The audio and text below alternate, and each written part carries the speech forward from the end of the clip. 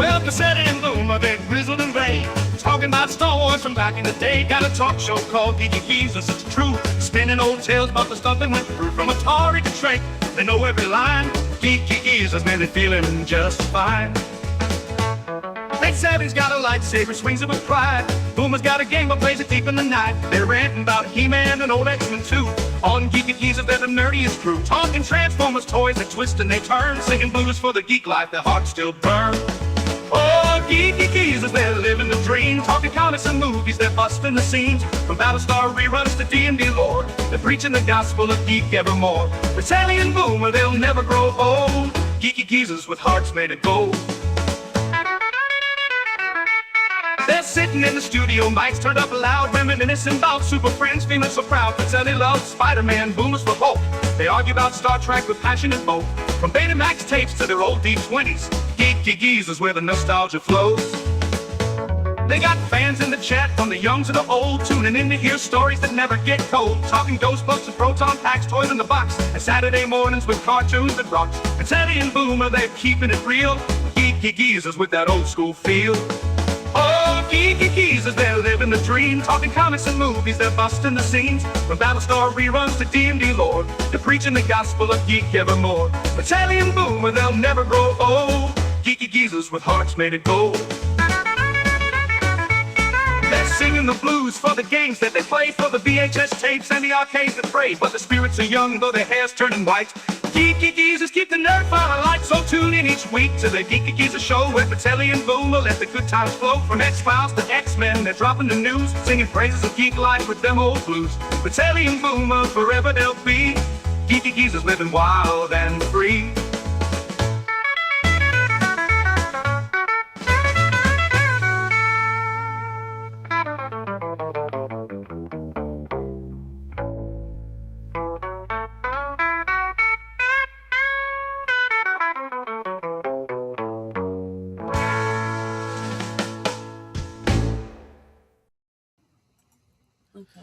Hello, everyone. Welcome to Geeky Geezers, and thank you for skipping the Super Bowl just for us.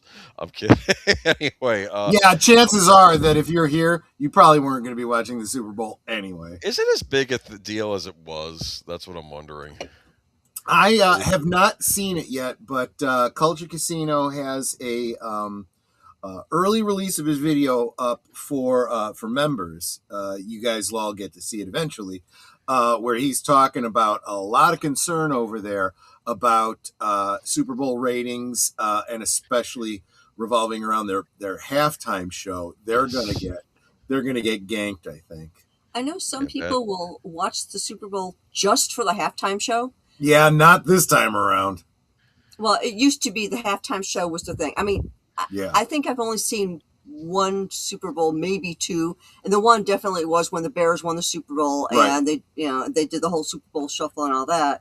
But I've heard people talk about how the halftime show is like the thing because they want to know what's the newest commercials that are coming out for this product and that. Well, the commercials are a big deal too, and we'll be talking about one of those tonight, won't we, Boomer? One of them at least, yes. But we'll probably have more next week because some of them were probably kept under wraps, right? I don't know how it goes. I remember last year there wasn't a lot of great ones. In the case of tonight's commercial, it was under wraps of toilet paper, probably. But anyway. I see what you did there. Anyway, I'm your host, Age Boomer, with my co-host, Papa Pacelli, and my other and my other co-host, Netter of Netter's Network, otherwise known as the Geezette. Welcome. Good evening. Yeah, there you go. Okay, there we go. And sorry, I forgot to do the intros, but have a great show, my geek friends. Wishing everyone a wonderful week. Well, I hope you have a wonderful week as well, Big Al. And I'm telling you, though, Lynn Green. I do have a news story at the top of the hour I'm very happy about, so it's not all bad tonight. I know I feel like we rant a lot of the show, but I'm very excited about being able to get a game for the 100th time. Okay, but for crying out loud, I mean, we're doing a pseudo news show here, and it's always been the rule in news: if it don't bleed, it don't lead, or if it bleeds, it leads. Whatever it is, it's always bad news is what people want to hear about. We try to keep it as positive as possible, but let's be honest, right? I would be arguing it's what people can get excited about or get angry about. And it's better if we could have news where people can get excited about stuff in the geek culture rather than But it those being, are preciously yes, few and far between. like when we were growing up, how we would get excited about announcements. Right. And also in the old days, when you were critical of something, people didn't jump all over you for being a toxic fan. Like if they made a bad superhero movie, Yeah. like a certain movie that begins with Well, an S honestly, and I ends with wish a ball. people would start pushing back when someone says, especially in the media, when someone says something about toxic fans, say, maybe you shouldn't be calling your fans toxic. Maybe you should just do better. I would love to hear an interviewer say that. I would just love to hear it just once. Poor Irving Kershner directed RoboCop 2, and that thing got very badly received by the critics, and he never directed again. He felt bad about that, never directed again. I actually liked RoboCop 2, but there's an example of a director taking criticism to heart, and maybe too much in that case. But he's the one that directed Empire Strikes Back, and then we have Rian Johnson, who made a horrible sequel and just goes on and doesn't care, and that's where we are. They don't listen. I have always gone on record kind of defending Joel Schumacher, not because he didn't do a terrible job. He did a terrible job, but he acknowledged it. Yes, he acknowledged it. He felt badly about it, and when you dig more into it, you realize he was doing what he was told to do. It's kind of like when you order a pizza and you say, yeah, throw a pineapple and anchovy on it. And they like, okay. And then you get exactly what you ordered and you're like, oh, this sucks. Well, it's hard to blame the pizzeria when they gave you what you ordered, Yes. Well, we still have pizza. We don't necessarily have Batman right now, but we have pizza. Anyway. Well, the fans are keeping Batman alive too. We'll talk about that in an upcoming that's good. Last call eventually. Welcome, Netters Network. Get a hi, sweetie. Okay. I'm just kidding. All right. And let's see. Matanui, welcome. Did they change the mod symbol? I don't know. Maybe. Daniel Berry Sports Highlights, welcome. Deep Pensec, welcome. Let me see here. Deleted scenes, welcome. Behind the Curtain Band. Behind the Curtain Raid. Thank you so much, my friend. And can you confirm, Deleted, there is no I almost said cheap seats. Reserved seating tonight? I don't know. RoboCop 2 was fine enough. Didn't see the other sequels. Yeah, it was very much a mixed bag. 3 was no. They didn't get Peter Weller back for it, so then they got a guy that looked kind of like Peter Weller with the mask on, with the helmet on, but he didn't sound like Peter Weller. Right, and that's a big difference. I don't know what happened to the villain who was supposed to be the villain in Part 3, who was obviously going to be the head of OCP. I was expecting him to be the big villain of Part 3, and he's not there. And then they have some Japanese assassins in it, which were kind of cool when you realize later on, oh no, those are robots. Those aren't actually. I thought these were like ninja guys. And that was kind of neat. That was the only part I liked about that movie, when he's fighting them and you realize, oh, those aren't men. Those are actual robots from Japan. Okay, yes. Which means it's okay to slaughter them, right? Well, they were going for PG-13 rating. Another problem with that movie. Exactly. What are you doing, people? Oh, let's not see. We are talking about the good old days. Not everything was good. Yeah. Andy Masterson, welcome. Pacific 414, welcome. Okay. Good to see you, Pacific. It's been a while. I also like Andy Masters, the talented one. Andy Masterson says, last call with Troy Pacelli. We've been trying to get in touch with you about your car's extended warranty. That is incredibly funny because I'm a slow reader. And as I'm halfway through that, I'm like, oh, I thought he was literally trying to get in touch with me because, we're going to be meeting up down in Florida in March. And I thought, we're trying to reach you because we got to, get our schedules together or whatever. No, he's making a joke. Yes, exactly. And I like this. Wait a minute. Who was saying they're taking over now? I'm the captain now. Oh man. Yeah. That's Baron. Paranorman tag. Well, but you know what? We still appreciate the raid. Thank you so much, my friend. That was in the movie Captain Phillips, the one with Tom Hanks, Yep. based on the true story about the Somali pirates taking over. And he says, "I'm the captain," and I almost felt like standing up there and said, "You can't say that."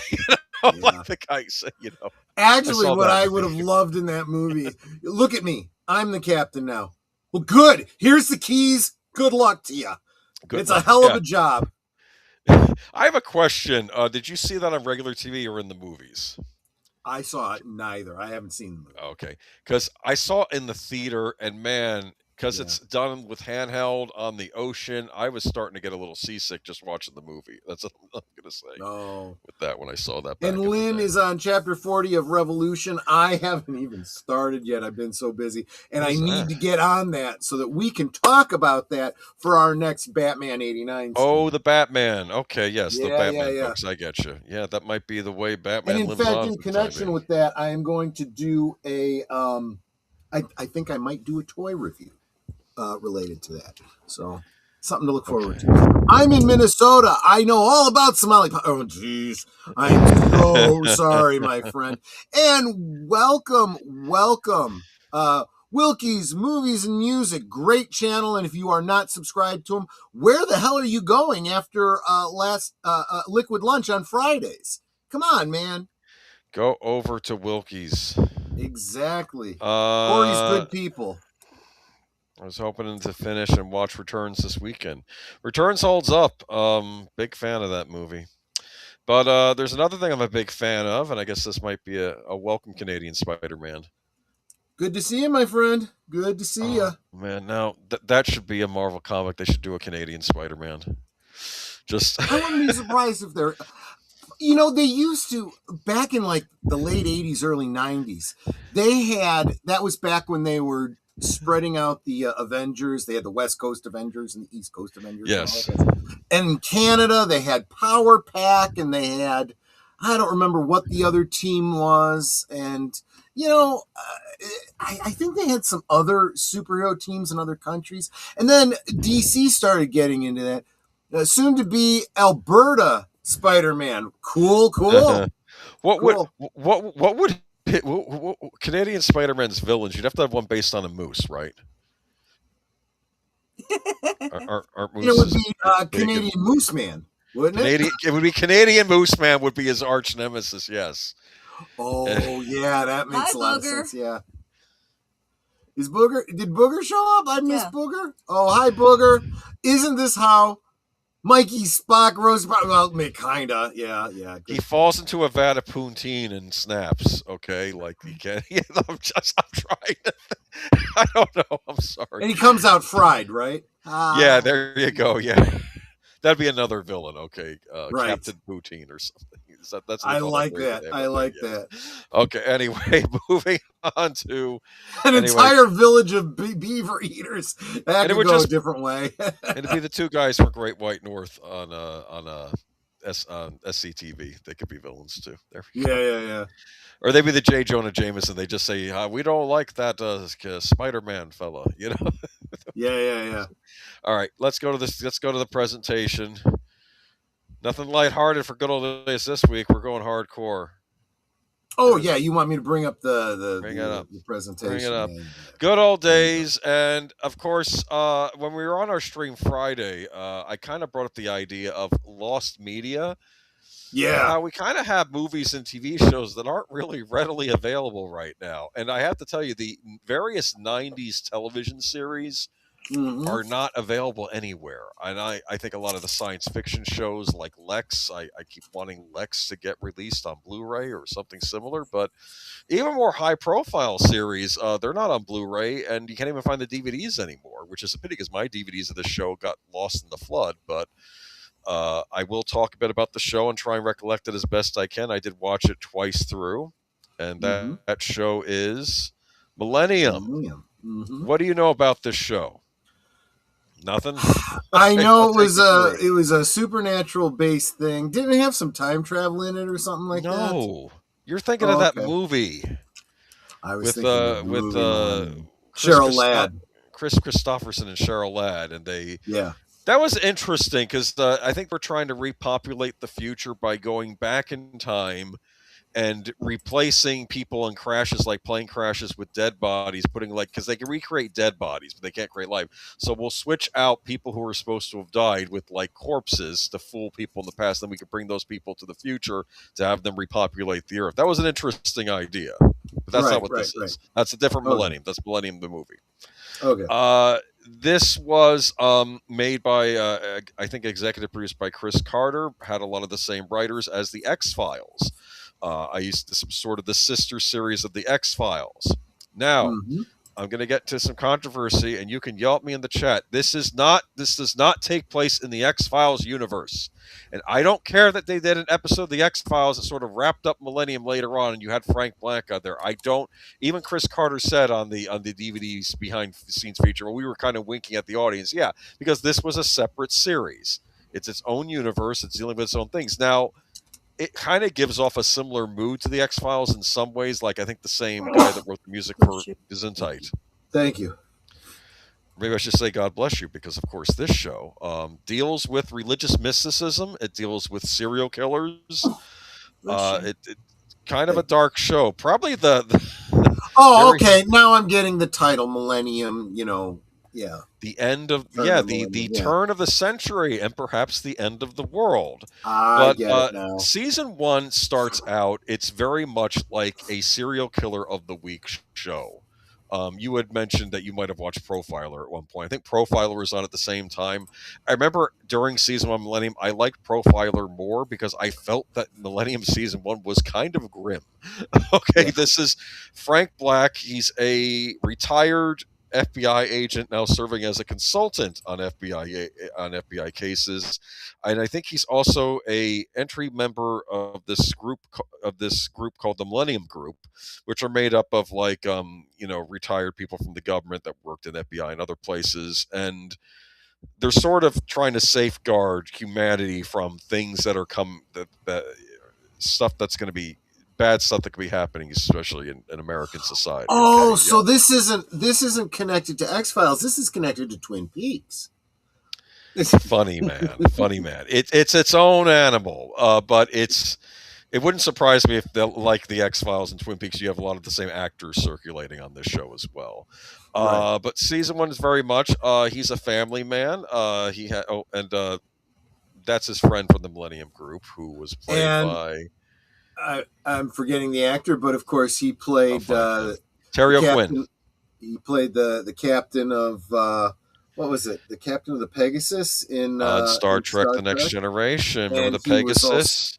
And he was also in Lost. He was John Locke on Lost. Right. So exactly. Terry O'Quinn, really good actor. I think most famously earlier on in his career as the stepfather in those movies.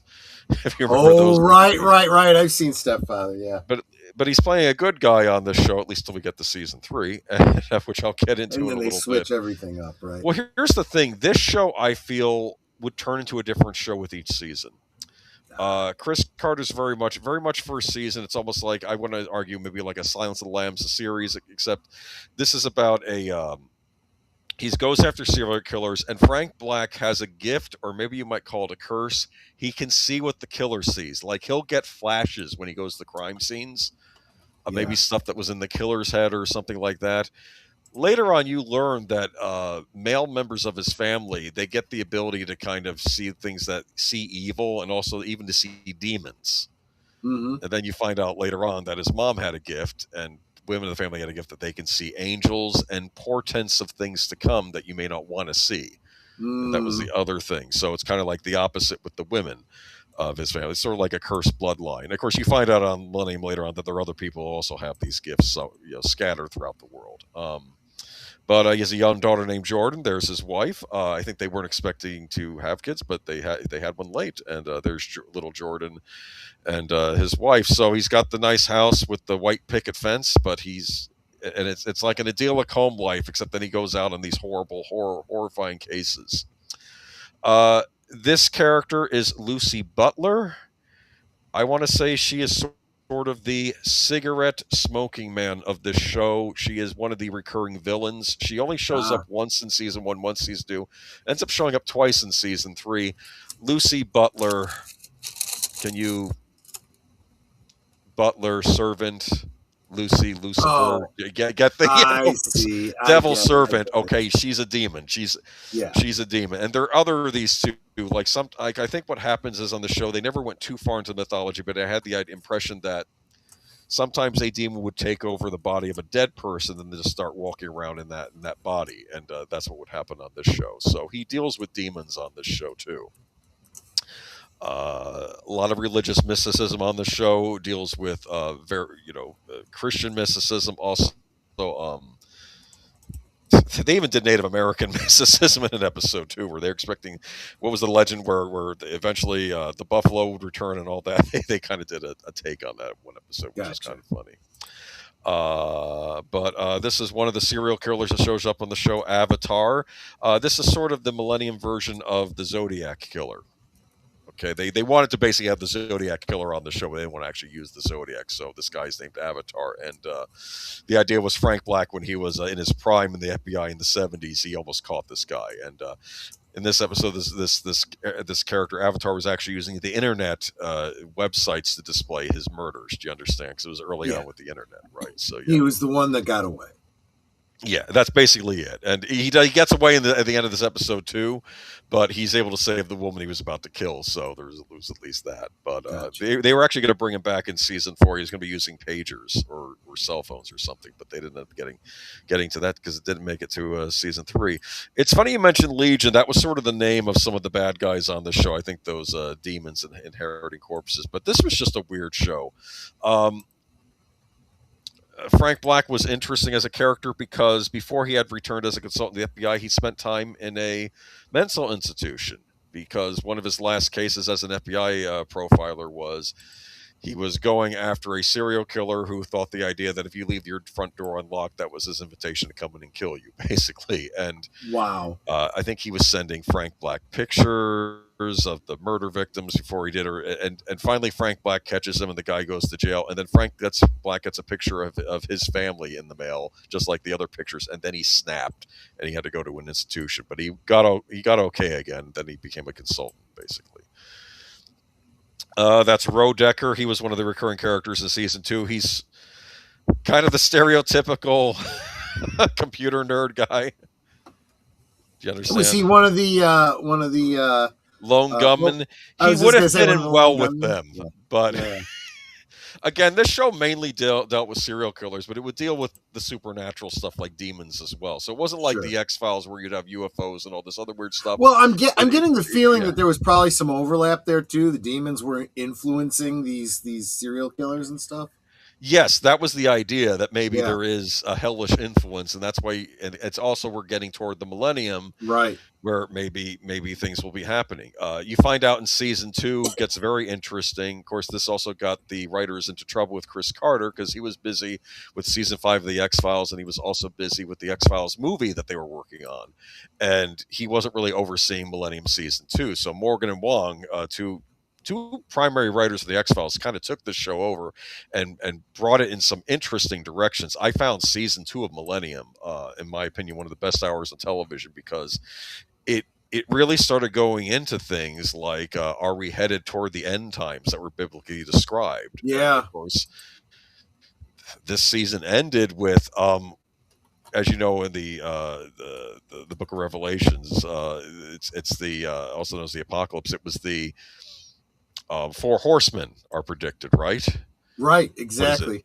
Plague, war, famine, and death. Those are the 4, correct, right? And correct. It ends with a Soviet virus that ends up getting escaped, and suddenly you see people all over the country dying these horrific deaths where they like bleed out, and it's this horrible virus gets on the loose. And the idea was this was going to be the first of the 4 horsemen plague, basically, and it was and don't worry, people, because it's not like any of this could ever really happen in the real world.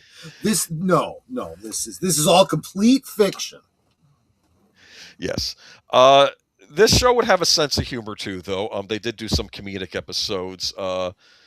They did one episode with Charles Nelson Riley, reprising a character he played on The X-Files called Jose Chung. On the X-Files episode, Jose Chung, he did a thing. He was writing a book about UFOs, and this he was writing a book about. I think it was Jose Chung's Doomsday Defense or something. It was all about Doomsday or something. And Charles Nelson Riley's a hoot on anything. Yes, he is. Yes. Yeah, or was. Yeah. Yeah, and he was in this episode as well, and talking to Frank Black, and he said, "Yeah, I had a friend. He wrote a book series about a freelance forensic profiler. Have you ever heard of such nonsense?" And he says, "What do you do for a living?" "I'm a freelance forensic profiler." Basically describing. They did another episode with that season where, hold on, am I going forward? Go forward. Oh, for the mic. No, too forward. They did an episode from the point of view of the demons, which was kind of funny. Yeah. And apparently these demons disguise themselves as old men that just go around making everybody's lives a little worse. For instance, he'll get a paper route and he'll destroy your bird feeder with the paper he throws on the paper route. They do all these little things. Or he goes up to the kid at the Dunkin' Donuts and starts saying, I'd like a cup of coffee and one of those apple curlers. He says, "Well, we just took the curlers out of the oven and we have decaf. Or I'm brewing a fresh pop. We have decaf ready." He says, "Why would anyone in their right mind want decaf?" And I'm sort of nodding with the demon. I have to kind of agree. Yeah, exactly. And he gets the kid really angry that the kid, you see behind the counter, he basically pees in the guy's coffee after he gets the coffee. And then he yells and he says, "This kid peed in my coffee." And then all the demons start laughing because he got the kid to do a bad thing. Do you understand? That's what they try to do. They're trying to get these things. It was an interesting episode. They said that one guy could see her, and Frank Black would show up in each of these segments.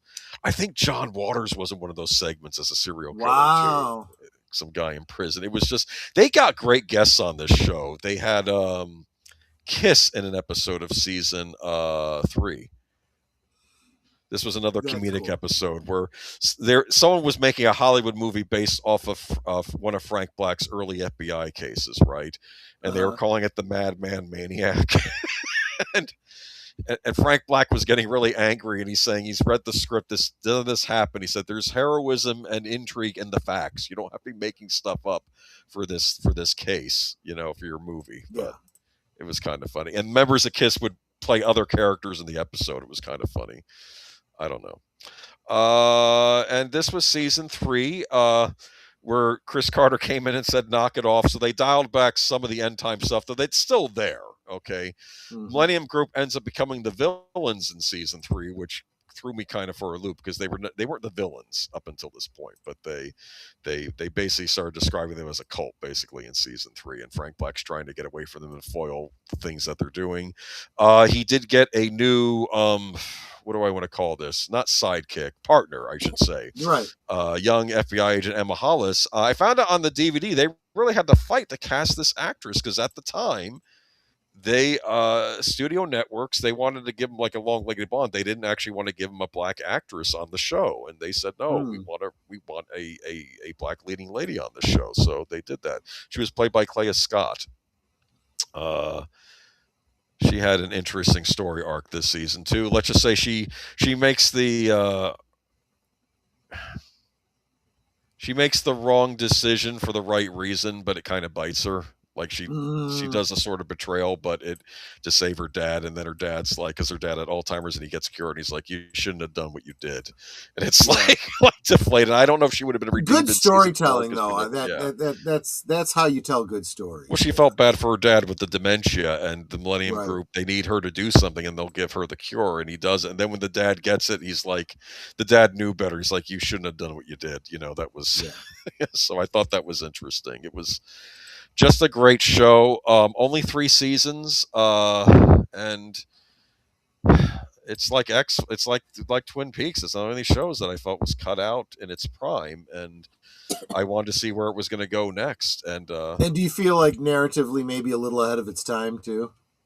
Yeah, Chris Carter was saying on the DVDs that what he saw with CSI later on, he said that's probably what Millennium should have been. These crime investigation shows that would, they'd solve the case using techniques. Because I feel that he was trying to create something like that, but didn't quite have a grasp on it yet. Like it was almost like a proto of one of those. Right. But I don't know. It's a great show. Unfortunately, Disney now owns it, so who knows if it'll ever see the light of day in any media or even on streaming. You can't find the streaming anywhere. Yeah. It's Good annoying. luck with that. I did want to bring up one more point, though. The reoccurring villain, Lucy Butler. There's a scene in season 3 where Frank Black finally stands up to her, and he goes, "I'm not afraid of you." Okay, and he says that and means it. And then she says something to him. She says, "What about your daughter, Jordan? Aren't you afraid for her?" Ooh. Yeah. Basically, if I can't get to you, I'll get to your daughter. That's basically what she told him. I did want to bring up.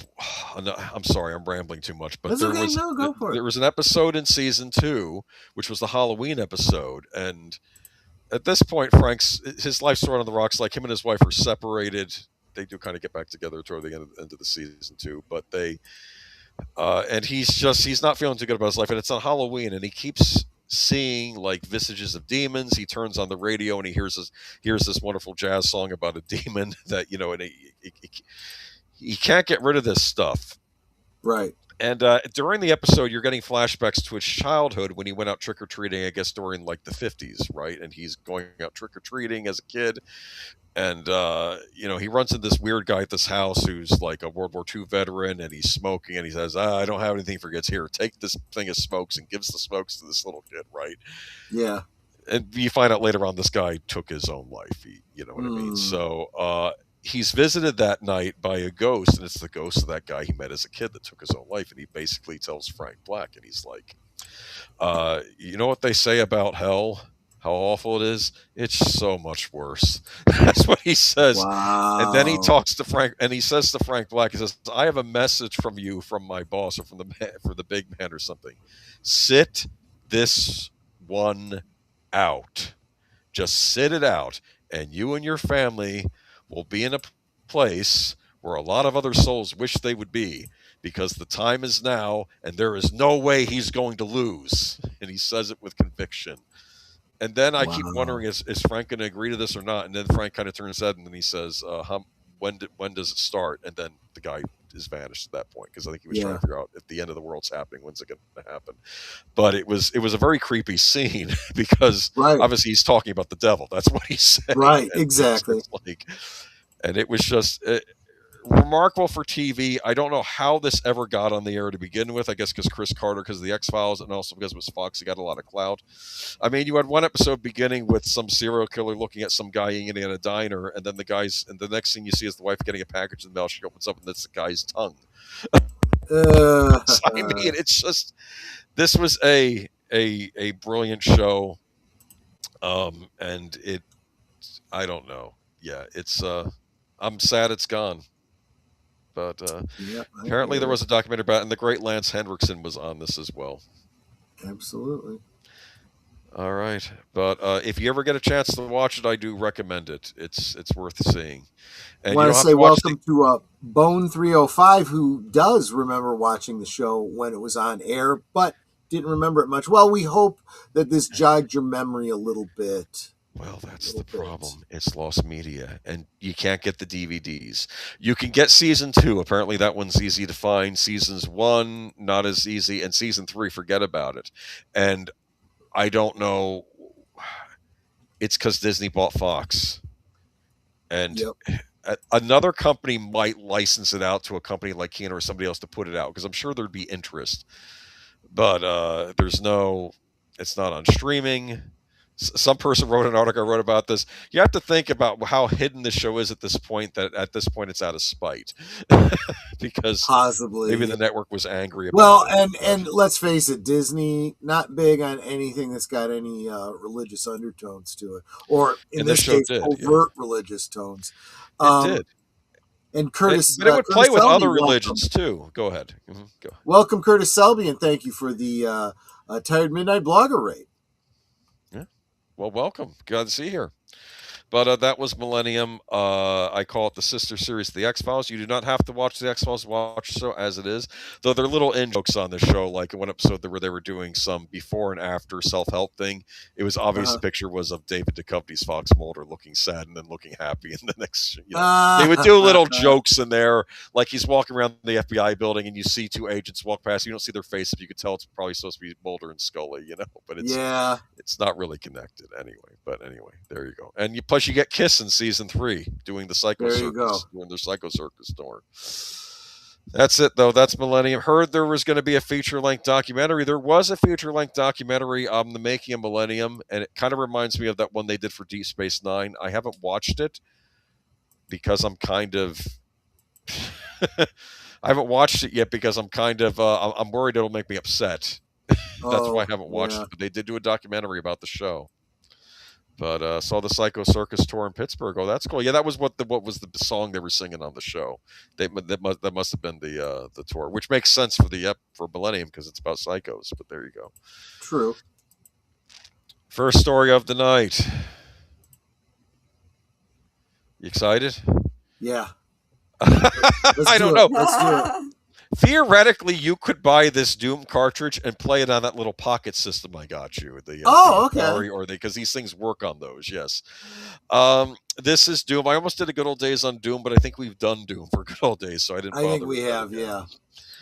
Doom is coming to Evercade. Evercade maker Blaze has announced it will bring the Doom series to the platform this year.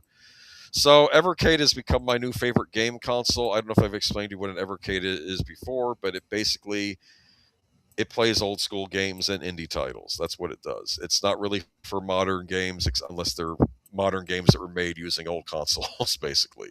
Gotcha. And it's operated out of England. This is an English company making it, but they do sell them all around the world. And I bought an Evercade Versus, and you buy these cartridges, and these cartridges usually have multiple games on it. Like I got a Tato cartridge that had Space Invaders, but had some other games on there as well, And sometimes these cartridges are just weird. I got one called the Llama Soft Collection. Okay. Do you know what Llama Soft is? No idea. I'd never heard of them either, and apparently, I think they're a bunch of Commodore 64 titles that maybe only came out in England. Okay. I got this cartridge of this, but now they're releasing Doom, and I'm really excited about this. So Doom is coming to the Evercade. The teaser shown below doesn't give much away, but it would be reasonable to expect a Doom collection showcasing at least the first 2 titles, which were originally released on PC and console back in the 90s. Created by id Software, Doom was one of the most famous first-person franchises of all time. Its most recent installment is 2025's Doom: The Dark Ages. So I'm very curious what this is going to be. Part of me thinks it's going to be the PlayStation 1 ports, because Doom was ported to consoles back in the day because all of us lowly console owners wanted Doom. And it was very hard to do Doom on console because consoles weren't powerful enough to run Doom. There was a version that came out for the Super Nintendo, which I suppose they argue that it's a miracle they got it working at all, but it's not the PC game. And they made one for the Sega 32X add-on. But apparently the PlayStation version was actually rather good, though, for the original PlayStation. It ran pretty good for a home console release. So I don't know if it's going to be that. Maybe they'll just recreate it specifically for the Evercade. I don't know, but I'm excited and I'm curious. And I'm sorry, I got to be excited about some things. Yes. Does anyone care? Does anybody own an Evercade?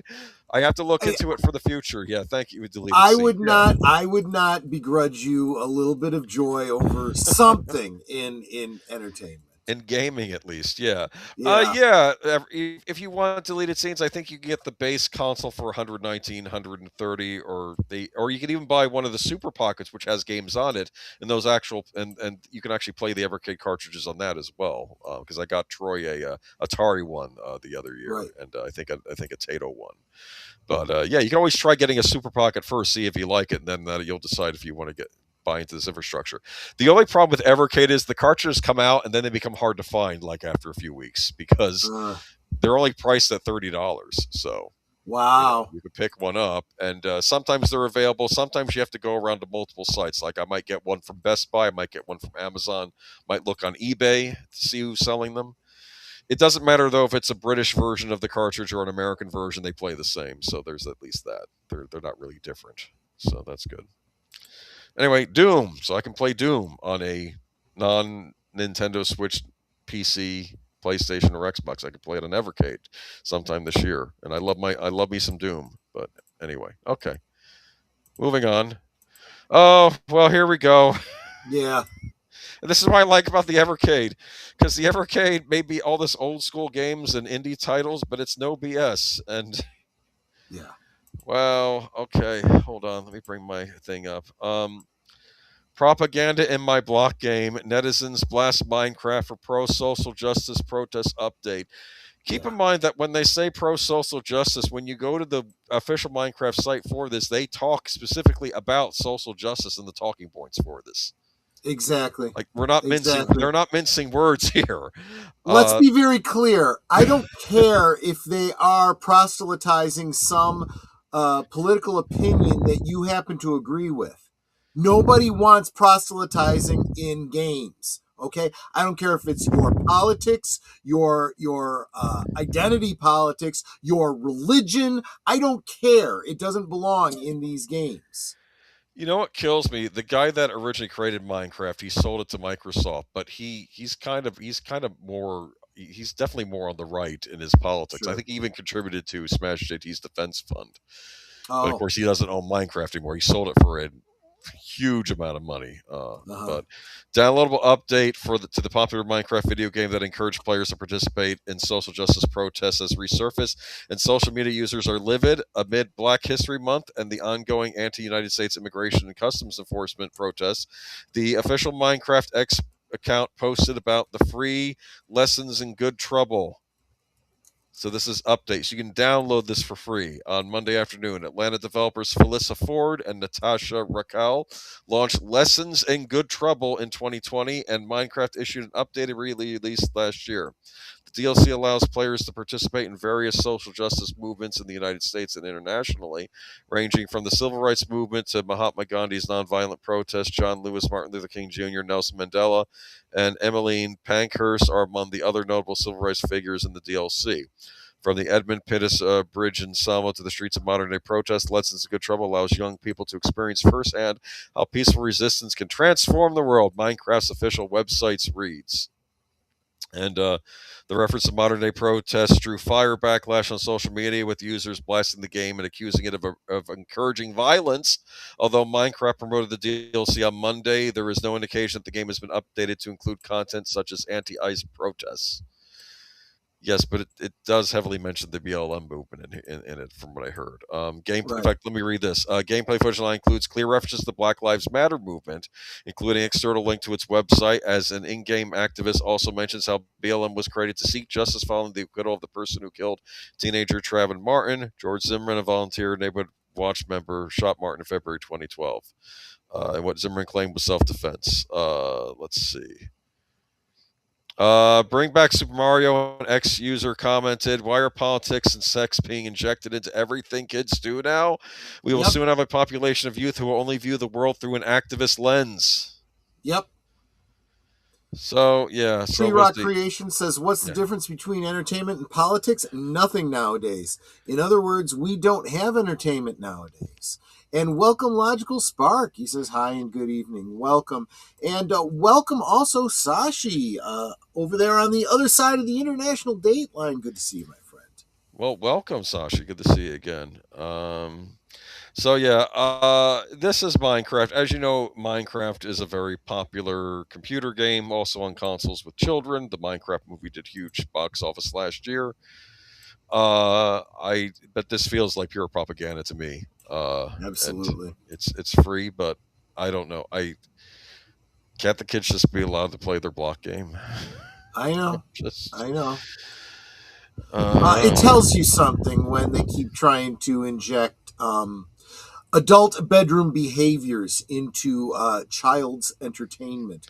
And in fact, we're going to be getting to that a little bit more in upcoming. Well, let's just rip the Band-Aid off and get into this. Yeah. I thought about covering this last week, but I'm like I need time to process this. So here we are. Right. Tamagotchi Life Living the Dream will allow same-sex relationships and non-binary me's. Oh boy. Tamagotchi Life fans have a lot to celebrate today, along with a re-release date for Tamagotchi Life Living the Dream. Nintendo has confirmed that players will be able to create non-binary Miis in the new game, and they'll be able to select dating preferences for their characters. This was all confirmed in today's Tamagotchi Life Living the Dream Nintendo Direct, and in a game where customization creation is off the charts, more gender relationship options should be a given.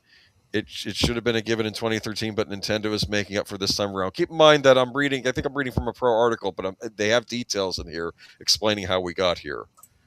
So now when creating your Mii, you'll be able to select from 3 genders, male, female, and non-binary. I really would like to ask someone at Nintendo, what do they mean by non-binary? Do they know what it means?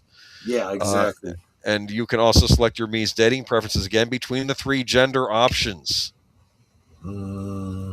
So I only prefer to date non-binary, I guess. Okay, you can select one, more than one, or none of them. Essentially, you can date whoever you want, or none at all, catering to gay, lesbian, bisexual, pansexual, aromantic, asexual, and all sorts of LGBTQIA+ relationships. This is Those are all made up.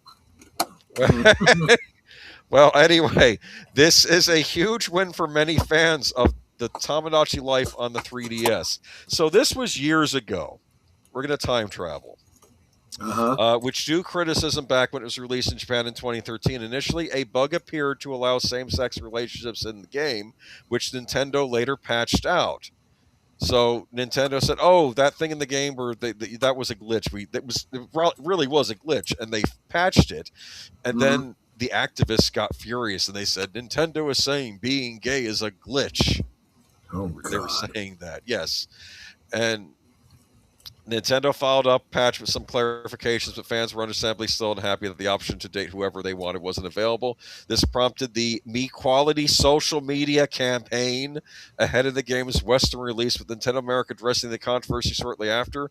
Then 2 days later, the company issued an apology stating, "If we create a next installment in the Tamagotchi series, we will strive to design a gameplay experience from the ground up that is more exclusive and better represents all players." Now, they didn't have their original the original response, which was, "We don't really get involved in politics and stuff that they bases or social issues." I think they said, and that's what was their original response. People were complaining about the fact they patched that out.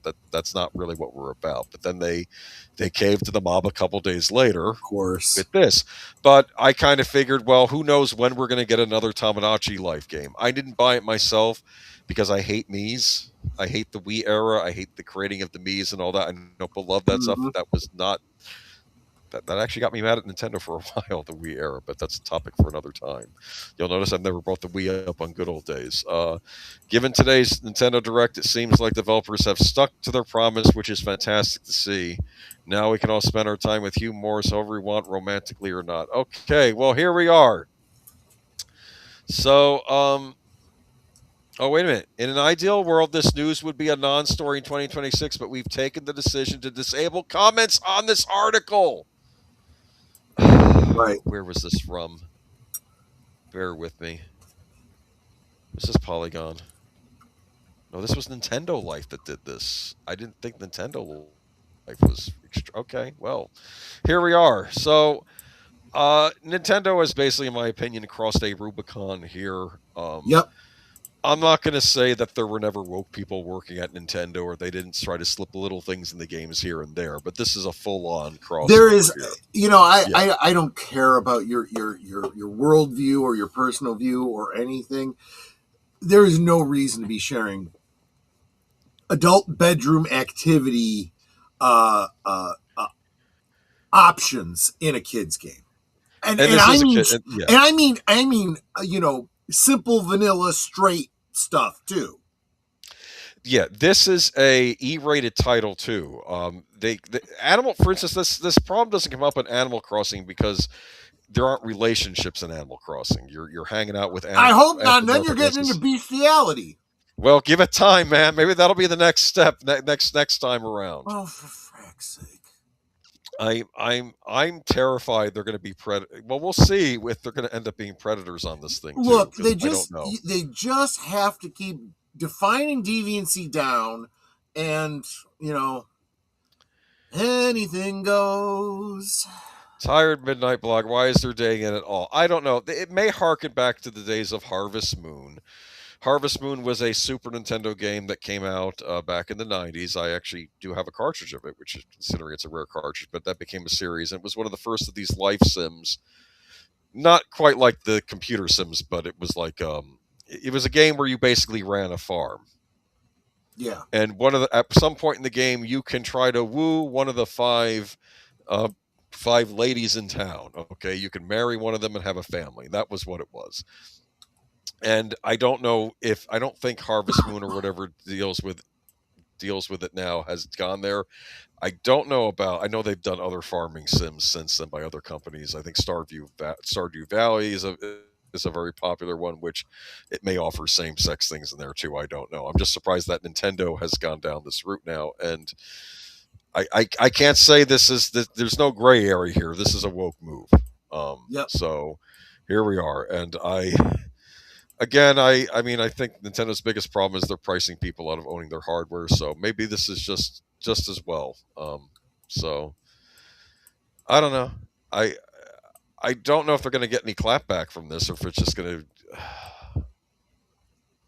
I don't know. It is a kids game though. This is E-rated, EE for everyone, which doesn't surprise me because Nintendo, I think, are the ones that created the ESRB board to begin with, so they have pull in there. So yep. I don't know. Okay. Heads up though, if your kid wants Tamagotchi life, you just better be aware of what's in it. Yeah. Because if it's an E-rated game, parents will buy it unseen because they think it's Nintendo. Nintendo has up to this point been a fairly wholesome company, at least with the games that are E-rated. So yep. Now we've entered into territory. Disneying themselves. I don't even know what that means. I just okay. All right, moving on. But I picked this. I decided to run with this article after I saw the Minecraft article because I'm like, these are two instances. One is the political activism thing in Minecraft, and now you have this non-binary stuff in the Tamagotchi life. So here we are. So okay, moving on to Hasbro. Okay, let's get into this. Okay, it's a long article, so I don't think I'll be able to read the whole thing, but let me just get through it. Hold on. All right.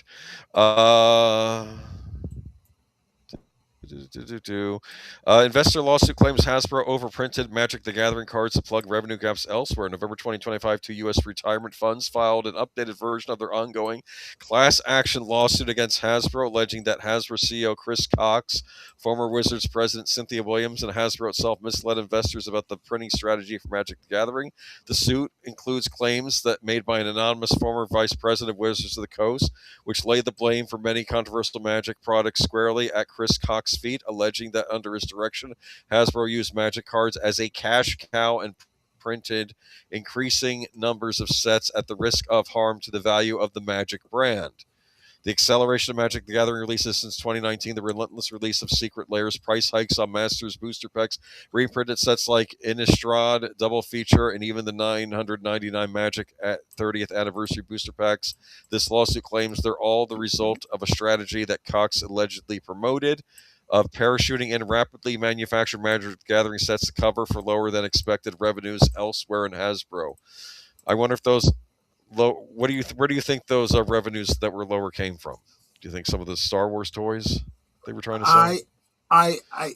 There's a lot of ways to go with this because we're getting into gaming, we're getting into the Magic cards. What I'm going to say is, and maybe I'm getting a little ahead of you here, but my whole take on the whole concept of these collectible card games is stop screwing around with them. Okay. You are not making any extra money off of this stupidity. You are actually making it possible for scalpers to make money and get rich. And you're pissing off your fans, and you're losing market share as a result. Just release the cards. If they sell out, release more cards. If it's a rare card, make it less rare. The more money you make, the better for you and your shareholders. Isn't it interesting how a lot of the prominent voices in the community, they all come from different sides of fandoms? And I think the quartering came out of Magic the Gathering. He was a Magic the Gathering tournament guy before he got Gotcha. his career got wrecked there by allegations or something. Anyway, but the 86-page lawsuit alleges that beginning during the Fun at Cox's tenure as Wizards president 2016 and up to October 26, 2023, Hasbro printed ever greater numbers of Magic sets for the purpose of generating short-term cash to make up for revenue shortfalls elsewhere within the company. The suit's introductory section claims this was known internally as the parachute strategy and allegedly involved releasing specific Magic sets that could be thrown together at low cost and on short timelines for the explicit purpose of compensating revenue shortfalls in other Hasbro divisions. So if I'm reading this right, you're a Magic the Gathering collector. You buy these cards because they're supposedly rare, right? You might get a rare card, and then you think you've gotten these wonderful finds until you realize, It depends on what kind of a collector you are, okay? There are some collectors that collect, yes, they're chasing the rares. They got to catch them all. They got to, put them in, and they never play the game. There are the other ones that definitely want these cards because they're playing the games, they're going to tournaments and so forth. But still, they're chasing the rares for the same reason. Those are the best cards. That's a real trump card to pull out during your, like you get a magic weapon or something, right? Yeah. It's a big baboom, game winner. Okay. Lawsuit includes statements from several anonymous alleged former employees designated FEs to support its claims. The main source, FEI, supposedly served in roles related to Magic research, design, and creative direction from July 27 to 2021 before becoming Wizards VP until they left the company. I assume they is to keep the sex. No, apparently it's one person that identifies as more than one. Well, there we go. Anyway, in this role, the suit says they were part of Hasbro's extended leadership team, met regularly and reported to Cynthia Williams, worked closely with other Hasbro executives, including Wizards Senior Vice President for Magic, Bill Rose. Okay. Oh, sorry about that. Okay. Lost my spot here. But FEI alleges that Wizards of the Coast created specific Magic SKUs, sets of cards that could be quickly manufactured and dropped to market to make between 40 and 80 million in the event of a revenue shortfall elsewhere within the company. Something FEI says they remember Bill Rose calling Project Parachute. Okay. So the lawsuit notes that Wizards of the Coast rate of releasing reprint sets increased dramatically during Cox and Williams back to tenures as Wizards president from June 2016, April 24th. Yes, so FEI asserts that the suit that in general Bill Rose was okay, hold on. According to FEI, the alleged parachuting started before Chris Cox was CEO. The lawsuit says FEI recalls Hasbro former CEO would tell defendant Cox that, for example, Hasbro needed $80 million in additional revenue because something else within the company had flopped. Okay, so it sounds like that we're just getting a lot of repeats of what this is. Though. Well, and maybe I'm projecting a little too much onto this, but I also think that there's some consternation finally with Chris Cox, who is, let's just say he's well named, okay, in my opinion. So you don't do the Magic the Gathering stuff, but I guess this Chris Cox fellow was ruining the stuff that you were interested in, right? Oh yeah, he ruins everything he touches. He's Hasbro, and that's Star Wars toys. That's D&D now. Yeah, it's yeah. I forgot they took over D&D. Even areas of toys that I'm not even interested in. Go check out Michael French over at Retro Blasting has done plenty of videos about Hasbro and the so-called Hasbros, the fanatic fans that will defend Hasbro, reaching into our pockets and stripping us bare and say, yes, thank you, Daddy. Do it more. Do it more. Well, it's funny because there was complaint by some Magic players that Hasbro was printing on cheaper card stock, and they could tell. Star Wars fans did the same thing about the card backs of the because keep in mind, just like I was saying, there's different kinds of collectors. The action figure market has different kinds of collectors too. Some will open them to put them into dioramas and display them, which is mostly what I do as well.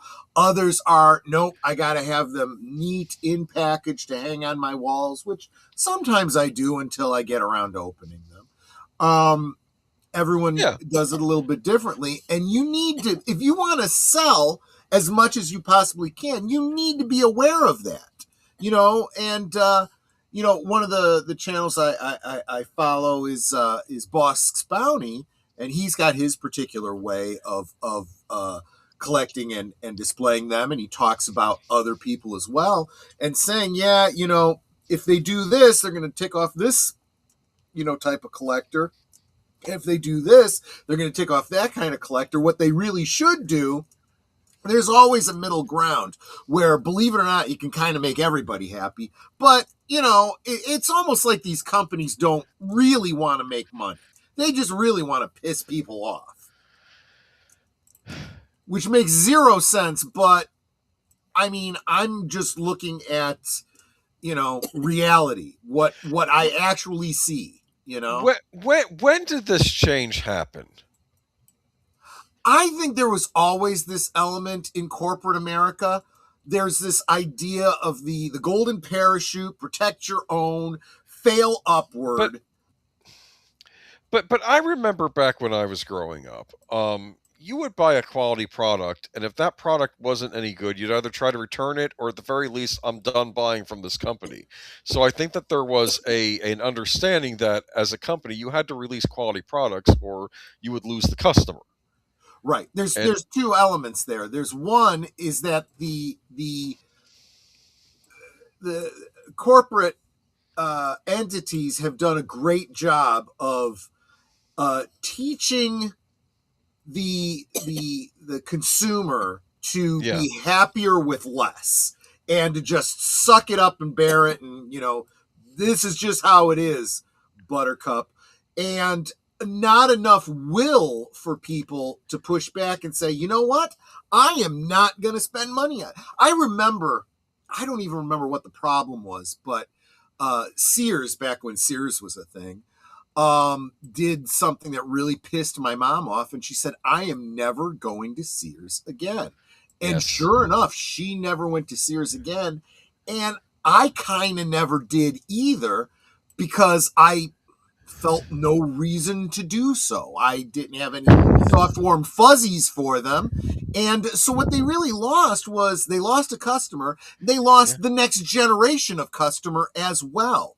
And where is Sears now? The lights are off. Exactly. No one's there. Exactly. But that's the thing. But if you think back in the day, the Sears catalog was this huge thing, like historically, American speaking. And then you get new people running these companies. Yeah, and before anyone starts saying, well, now it's all online and blah, blah, blah, and this and that. No, there is always a way to keep up with things. They could have pivoted into some sort of online catalog kind of experience to keep it alive if they had good marketing. Well, they didn't even have the business to keep them going any longer, so what's the difference? Here's another thing too. I noticed something, and I'm not trying to throw shade at any particular generations, but I maybe you're just isolated cases, but I remember if I would buy a piece of electronics and something was busted in it, you don't whine, you don't complain, you pack that thing up, you bring it back to the store, say, give me another one or give me my money back, period. You don't bring it home and you don't whine about it, or that I remember someone was reviewing some PlayStation thing they bought and there was something broken in it. Oh, I don't know what to do. It's like, if you bought that from retail, brand new, you bring it back to the store and you get a replacement. Exactly. Or you could also, or contact Sony itself. But if you bought it like that, we bring it back to the store. So what you're suggesting is people just got lazy. They got lazy, or they got, or they feel like, oh, do I have a right? Can I actually do this? I think people, maybe they forgot that as a customer they have power, and then maybe that's the difference between a customer and a consumer. True. Consumers just have to consume, and I'm not. Well, we need to get back. Yeah. It with the toy market, with the collectors and so forth, it is like freaking addicts, right? Just plug it into my vein, and I swear these toy companies are more than eager to do that. We were talking about this with the Dungeons and Dragons thing, where they wanted to get away from releasing books, and you had to have a subscription to their online thing. And if you didn't keep your subscription up, you lost access to everything, all your characters, all your maps, all of your D&D. Yep. And generations of gamers were like, screw you, I don't need anything from you ever again. Did I tell you what happened? Yeah, go ahead. Go ahead. No, Did I tell you what happened to me with Audible, the Amazon company? So. Audible used to be it's, I don't want to say it's like a subscription service, like you pay $15 a month and you get one credit, you can get an audiobook. Mm-hmm. And sometimes when you sign up, you get like 2 free audiobooks or something, and then and I would subscribe to Audible, and sometimes I drop out of it and then go back in. But you got to keep the books you purchased. You understand? You got to keep the Audible books. And then Audible changed this thing saying, well, no, if you cancel your subscription, you lose access to all those Audible books you purchased. I'm like, yeah, but I purchased those. Or you have another alternative thing to do. You could take a 3-month break and then come back to Audible. And I decided last year, well, I'm probably going to try to download all these books so I have them on my hard drive, and then I'll think about whether or not I'm even going to stick with this service anymore. So I waited the 3 months. I go back in. One of the books I had purchased, apparently it was a Black Mask. They were like a pulp magazine volume. Sure. It wasn't on there anymore. I'm like, well, let me see if I can re-download it. Then I found out it's not on the service anymore. And I'm like, but wait a minute. I purchased this.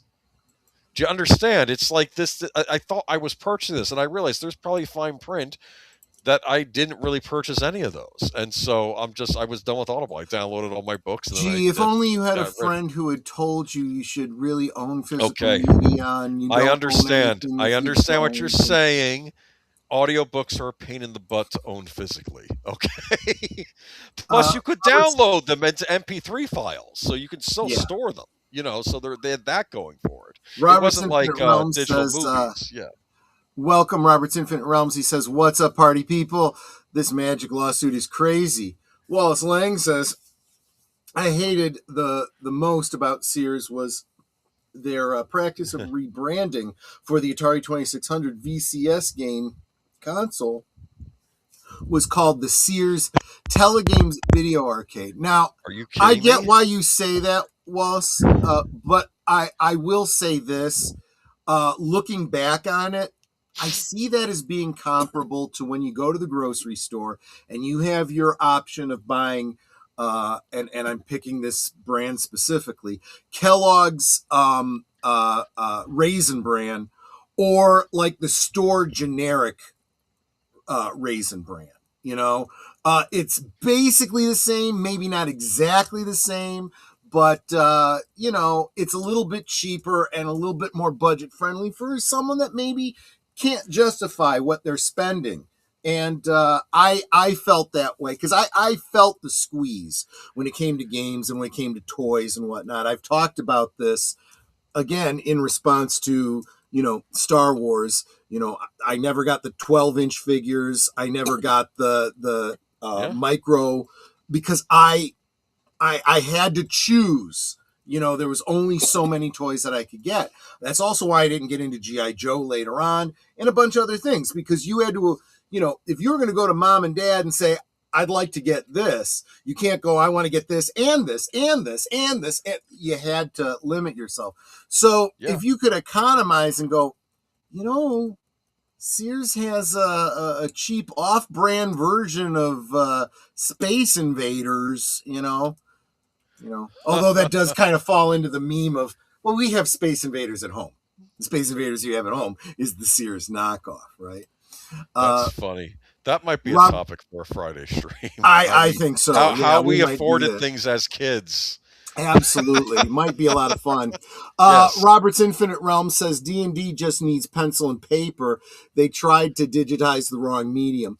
I would say, I agree with the principle of what you're saying, Robert. The once you had the main rule books, you didn't need anything else. Functionally, all you needed was a Dungeon Master Guide, the Player's Handbook, and preferably every player had their own player's handbook, and the monster manual. That's it. From that guideline, you could make up your own monsters, you could make up your own adventures, you could do everything yourself. If you chose to go out there and buy the modules that included new monsters and things like that, campaign settings, whatever, you could, but you didn't have to. But you're absolutely right. Once you've got the bare basics, you don't need anything else. Hell, even when it comes to dice, you don't have to get them from Hasbro. Now everybody's making dice. Nowadays, I'm seeing videos on YouTube, people making their own custom dice. Do you know they should have ended Stranger Things?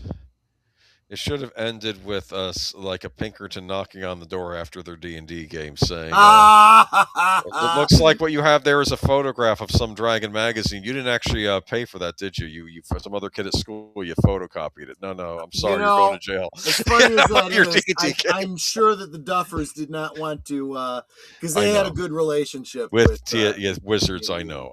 There was a good synergy they didn't want to ruin. But yeah, I agree with you 100%. Naturally, they have to have their last D&D villain be Strahd, right? Yeah. It was a big one. Well, okay, that is a great point.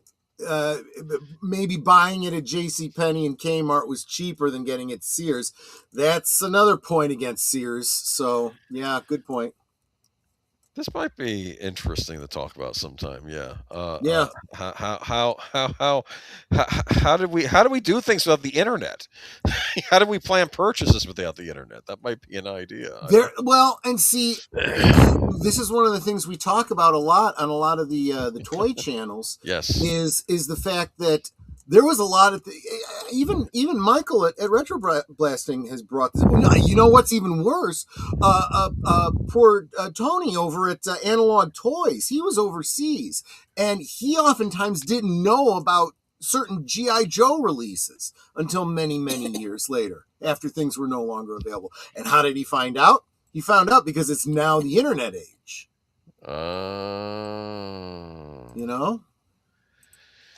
Yeah, well, the internet opened up things that we never knew existed, right? True. Like, all these multiple genders that didn't exist before. I don't know, man. I was learning about things about cults, which I didn't know existed. I'm like, wow, this is disturbing. No, I learned about that before the internet because you had Mazes and Monsters. Rona Jaffe, and those chick little comics that were handed out by whoever it was. Jack Chick comics, yes. You still run into those every once in a while. Mm-hmm. It's rare. The funniest Jack Chick comic, I have to tell you, was one where I read this on a blog somewhere, and it's like of a D&D game, right? Yeah. And like they're like the kids are playing D&D, and like the one girl I think decides to off herself but like this one girl, she shows up in a black robe, and one guy wrote in the comments, "Where were all the hot satanic chicks at my D&D game?" It was right. Well, and that's just it. It's another one of those completely missing reality. I know. Yes. Do you you could make a perfectly fine argument that a role-playing game being played by someone who's got dubious grasp on reality to begin with could definitely have some problems, but I don't think the game is the problem. No, I think it's the mental health that really is an issue there.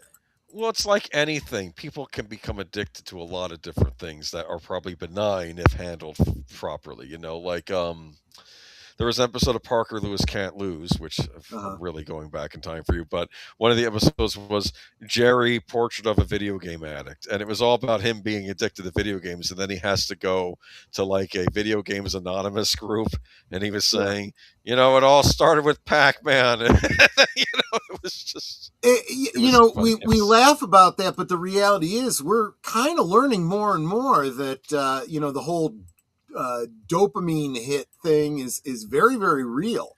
And things like just social media are becoming addictive to people. Every time someone likes one of your comments and and even when they some troll is hating on you online, still you get all excited and you're typing back and you get all worked up about it, and it's addictive behavior. That's a real problem, and kind of also another reason why you need to keep your kids off the interwebs.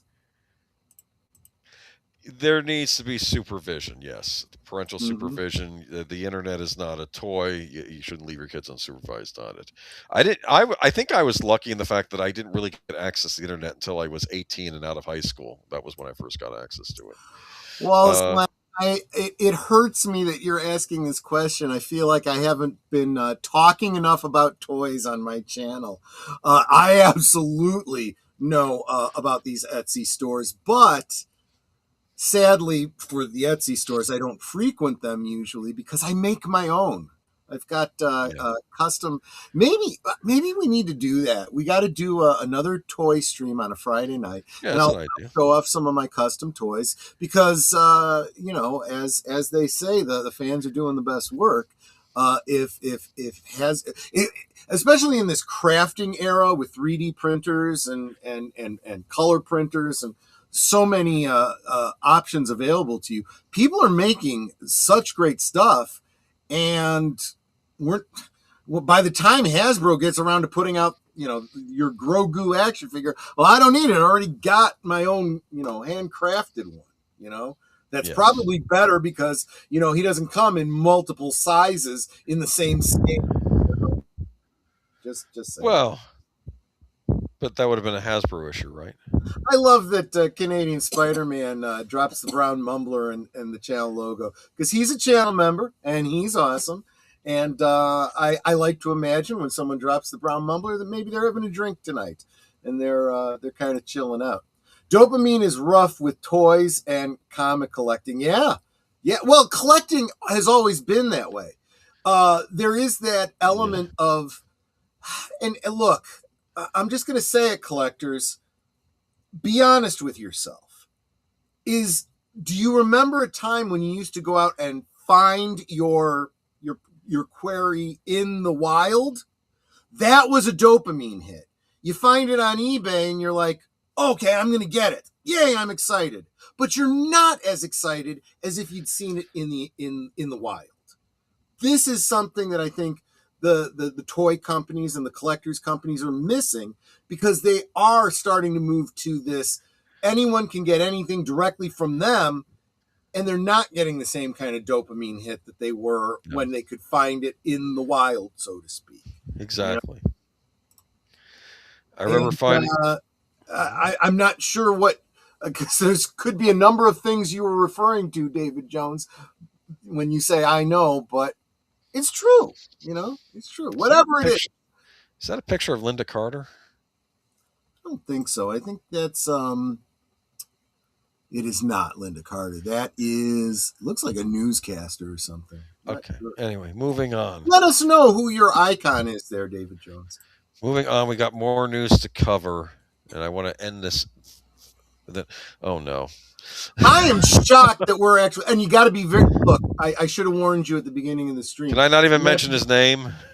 Yeah, so just like the guy that headed up the National Socialists in Germany back in the 30s is often referred to as Mustache Man, YouTubers are taking to referring to this guy as Island Man. Hi, okay, Island Man here. So, latest set of documents for Island Man released in relation to the investigation into Island Man, who died in prison, I'm sure of natural causes, while waiting trial. Actually, there's been some updated news about that. I have said it many times before. The universal truth number one is Island Man did not self-delete, and now it looks like the reports in those documents that were released are implying that was true. So once again, folks, Troy was right. Was there a funeral for him? I should do research into this. I'm not saying that he's still in the world with us. I'm saying he didn't remove himself from the world. Okay. On December 19th, 2013, Island Man received an email from Microsoft via his personal address informing him that he had been banned from Xbox Live, now replaced by the Game Pass service. Xbox Live was a subscription service required to play online multiplayer games on the Xbox 360. You don't say. At the time, the big multiplayer games included Grand Theft Auto 5, Call of Duty Ghosts, FIFA 14, and Battlefield 4. It is unknown if FC had been playing all of these games or what his online username was. What we do know... I said someone's name. Anyway, what we do know is that Microsoft... you might have been referring to Juan Epstein, the Puerto Rican Jew who was a sweat hog back in the 70s. Yeah, there you go. So what we know is Microsoft banned him for harassment. Honestly, when all of this started and they were talking about, so-and-so did and such, I thought they were talking about Juan Epstein. Exactly. And I'm like, wait, what? And I looked him up and I'm like, he's still alive? What's he talking about? Exactly. Because if he wasn't, we would be doing an in remembrance for him. But apparently it's that Microsoft banned him for harassment, threats, and abuse of other players. Described the conduct as severe, repeated, or excessive. That language appears to come from a standard enforcement notice by Microsoft sent to ban users and did not include details specific to Island Man. The second email sent later the same... I take that back. I'm sorry. I was mistaken. Robert Haggis is no longer with us. He passed in 2012. Okay. I just want to give people their just due, I mean, because I have fond memories of it. I had his action figure. Anyway. They made Mego figures of all the Sweat Hogs and Gabe Kaplan. I'm not going to spend too much time on this article, but I just thought it was funny that in the midst of all of this stuff coming out from the Justice Department, is that he was banned from Xbox for apparently being worse than some 10-year-old kids using expletives. Which I find ironic because, we've just been talking about, why are they injecting, adult things into children's things and, Do you think you were screaming at kids on this thing or something, just yelling at them? I don't know. I can't imagine. It's not really clear from what we're reading here what the case was, but it's like how bad. I bet it was bad. Yeah. All right. Moving on to Disney's Bob Iger, early exodus CEO, is suspicious. Even if the media you could have left the previous picture up because it's potentially related. Yes. Interesting. Mm-hmm. Okay. Well, we won't. Like I said, I'll be careful. I'll choose my words wisely. Be very careful. Yeah. Bob Iger was supposed to be the CEO of Walt Disney Company until the end of his contract, December of 2026. Thus, his replacer would be announced in the first half of the year. Apprentice under Iger, and then the transition of power occurs so that the new head honcho of the House of Mouse would be ready for a fresh start in 2027. Only that didn't happen. And though the media seems reluctant to touch on whatever took place behind the scenes, signs point to rapid movement to get rid of Bob Iger that unfolded over the last few weeks. Once again, Disney has initiated succession plan that is going anything but according to plan. After it was only less than a week ago that Bob Iger gave us some foreshadowing that he might be stepping aside sometime before December. But that had analysts believing that we were talking about November, maybe October. Nobody thought it meant Bob Iger would exit his position of CEO in a month. And barring an undisclosed health situation, this is an extraordinarily bizarre behavior for a corporation such as Disney. Well, I don't know. They kind of ousted Chapek quickly. But that became very clear what was happening there. He was being used as a scapegoat. Right. And there was really no question about that. That's not speculation. That was obvious. Let's see. One theory for the flurry of get rid of Iger that appears to have grasped the board's immediate attention was that within the same 24-hour period, we started hearing Iger would sit down. We also found out that Bob Iger was named an important Department of Justice filings regarding an unproven allegation he attempted to quash investigations into massive corruption involving some of the most influential people on the planet, living and dead. A few websites were quick to come to Iger's defense, claiming that this was all an elaborate, inappropriate dragnet put into the public haphazardly, and an innocent Disney CEO was listed within a lot of muck and yuck for the public to misunderstand. but other notes that some of the details seem to match up with bizarre reports even out of ABC News, and it's hard to square how some of the claims in the paper work lined up with what was happening at ABC News even before it should have been public knowledge. So putting aside any claims of guilt or inappropriate activity, did the board get wind of this coming out and decided it was time to quickly part ways with for optics alone? Are we going to be finding something out about Iger in the weeks after he's gotten rid of? I have not been able to go through all the files that were released, but there's a lot of names in those files. A lot of people that were so certain about certain people's names being in it are now, and having said all kinds of very bold things about it, it's now coming out that their names were in it. I can't. Well, a lot of people's names are in those files. It's Let's surprising. put it this way: about half the clucking hens over on The View are mentioned in those files, and Whoopi Goldberg has the most mentions. Now, that is not saying that Whoopi Goldberg was particularly guilty of anything. Nobody who is mentioned in those files is necessarily guilty of anything. That just means that Island Man and the people he was communicating with was obsessed with talking about those people. That doesn't mean they're guilty of anything. It just means he didn't like them, or did like them. I don't know. Either way. Do you think if Island Man had shown up on the show Millennium that Frank Black wouldn't have seen him? He would have seen a demon instead. I'm just saying. I've seen that interview with him, and they said, and he was asked, some people think you're the devil. Do you think you're the devil? His answer was strange. Let's just say that. So if that island was Survivor, he would have been voted off the island? No, he owned the island. That was the thing. It was an island you did not want to go to. Well, most people don't want to. Normal Americans, normal people would not go to normal this people with any level of morality didn't. Yeah, exactly. Yes. Which I believe most Americans are. Well, I think we hear about, and it's kind of coming out. Some of what I'm seeing in some of these files are like, I heard he's got these really wild parties there. I'm kind of interested. Oh, that's what you mean by wild parties? No, I don't want anything to do with that. No. This is telling you, eyes wide shut. Yeah. Might have been a documentary. That was not. Yeah. Okay, so moving on. We'll keep an eye on this. Thank you, WW Pro, for sharing this with the world. Okay. Absolutely. Oh no. Paramount. Why do I think anything's going to change? I keep. Paramount Pictures has signed director-producer Dan Trachtenberg to a 3-year first-look directing and producing deal with the studio. As a kid, I remember seeing the Paramount logo and dreaming of the epic adventure that would follow. Now to have the opportunity to bring new, huge, and emotional stories to giant screens is literally a dream come true, Trachtenberg said. Ben and I cannot wait to join Dana, Josh, Don, and the entire Paramount team in pursuing our shared vision of making Paramount once again the apex of cinema.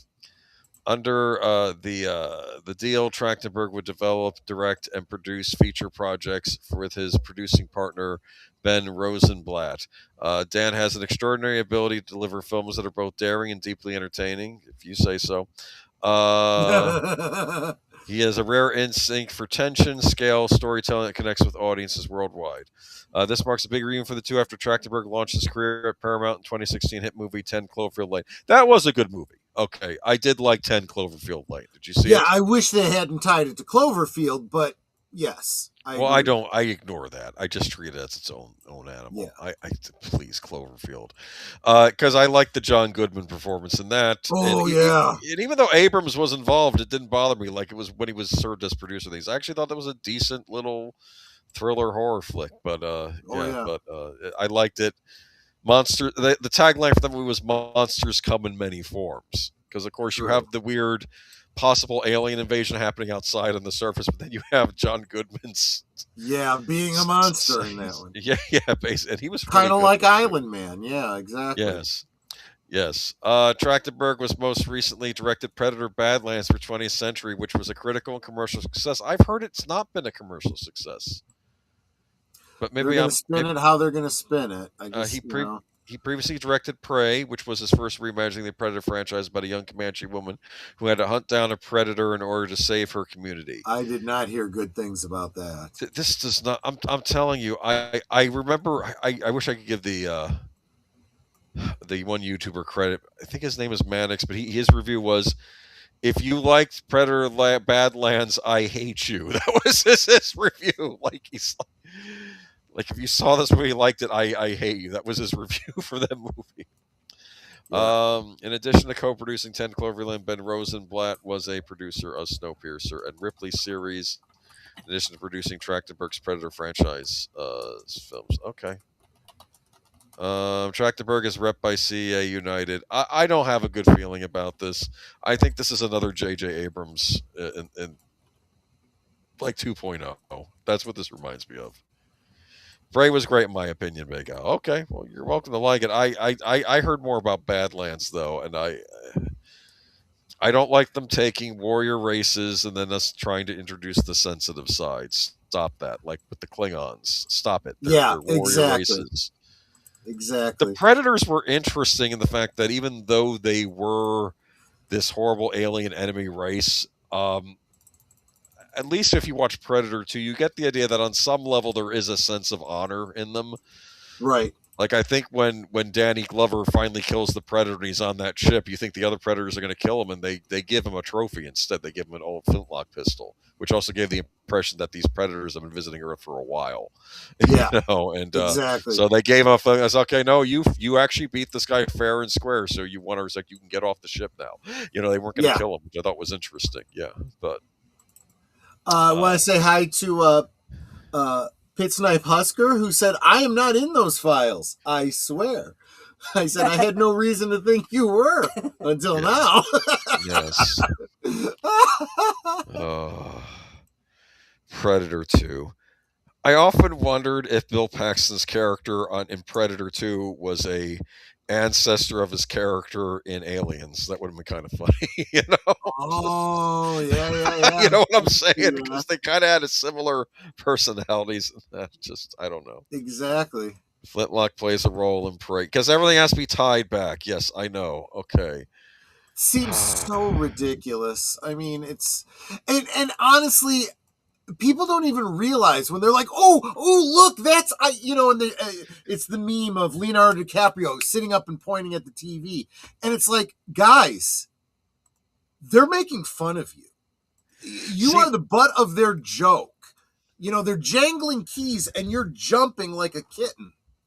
See, what I was hoping, if they were going to do a Predator movie in the past, it would take place in pirate times.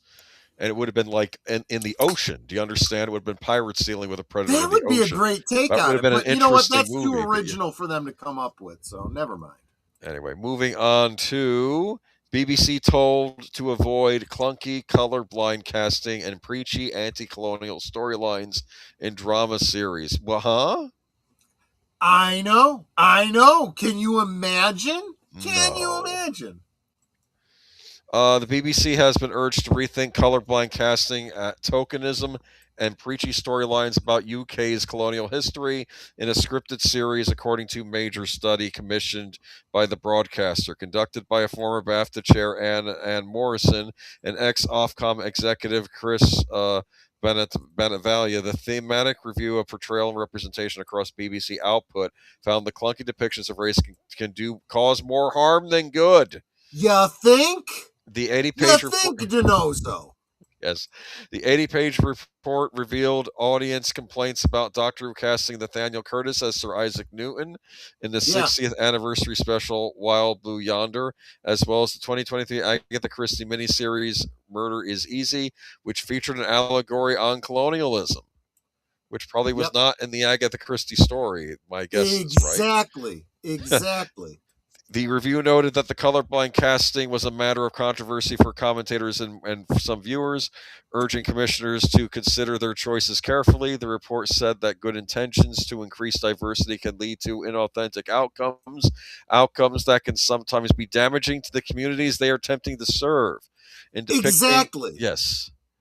and in depicting an anachronistic historical world in which people of color are able to rise up to the top of society as scientists, artists, courtiers, and lords of the realm, there may be the unintended consequence of erasing the past exclusion and oppression of ethnic minorities and breeding complacency about their former opportunities, the review said.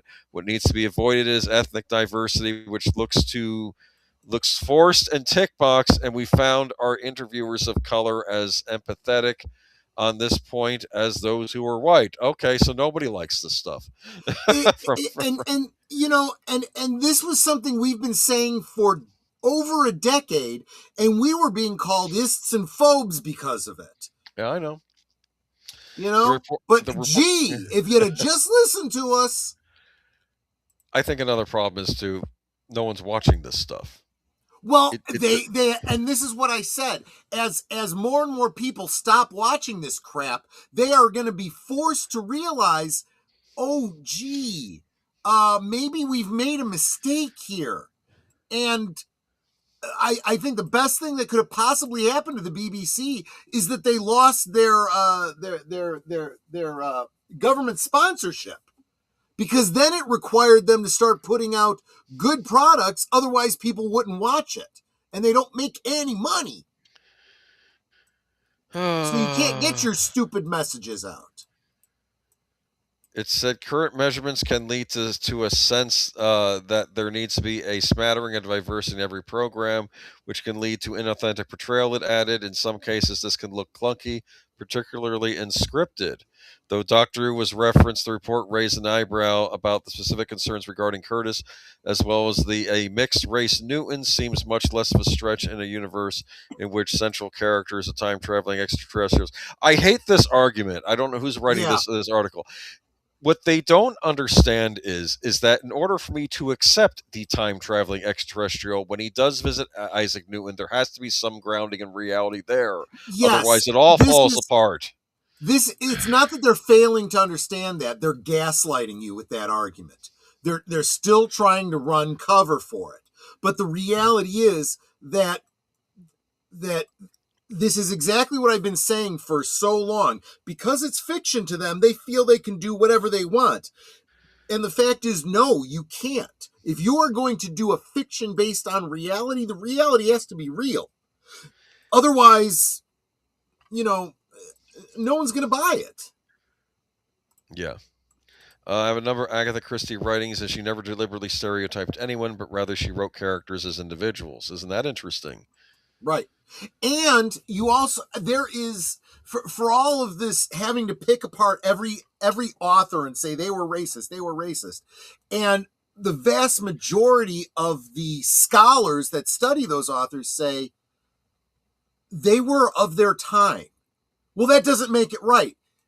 You still need to be aware of it, and you can't whitewash it. You can't hide it, because if you do, look, this is February. This is what they're calling Black History Month. If you whitewash Black history, there is no Black history. Suddenly, you were never oppressed. You were never slaves. It was always good for you, because we have eliminated that so as not to offend anybody. History should be a little bit offensive. Whitewashed? Yes, no, what he's saying mean it that way. Yes.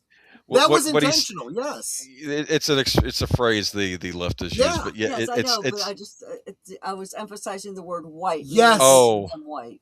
Yes. Oh, I see what you're saying. But what was I going to say? I was going to say I remember there was a show Houdini and Doyle, which I liked. But there was one show where I forget what one of the plot elements was. Maybe it was a mixed race man was dating a white woman, and there was controversy. Sure. People were after him for that, or maybe they were married and there was racism involved with that, which probably would have happened during that time. Right. But then there was another episode where like this weird chemist guy was up to no good, and he was played by a black actor, and I kept wondering what's going on here. Is this a black actor playing a white character and it's colorblind casting, but then that kind of devalues what we just saw in the other episode about this black character experiencing racism. And it was just it was very, it confused me. That's all I'm trying to say, and I think that's what's happening with viewers. And I don't know, but apparently Doctor Who went off the rails for a whole lot of other reasons too, though, besides just that. But it was just, I just thought this report was interesting. I don't know where the BBC is right now, what they produce. I do watch shows from England, but I think a lot of the ones that are good are still produced by ITV. I do hope that this pay cable is. outlet. I do, and I know that people are going to say that I'm foolish for this, but I still would like to believe that this is a return to normalcy and a return to the sensible center, so to speak. That people are starting to realize how stupid a lot of this stuff is and are pushing back. And the perpetrators of this are going, oh, this just isn't working. This is not I don't working. care if they decide to make Doctor Who gay. We just don't need to shove down our throat everywhere. Actually, there's zero reason to even mention that he might be gay. Exactly. That's what I was going to point out. Because for so long, the Doctor was effectively asexual.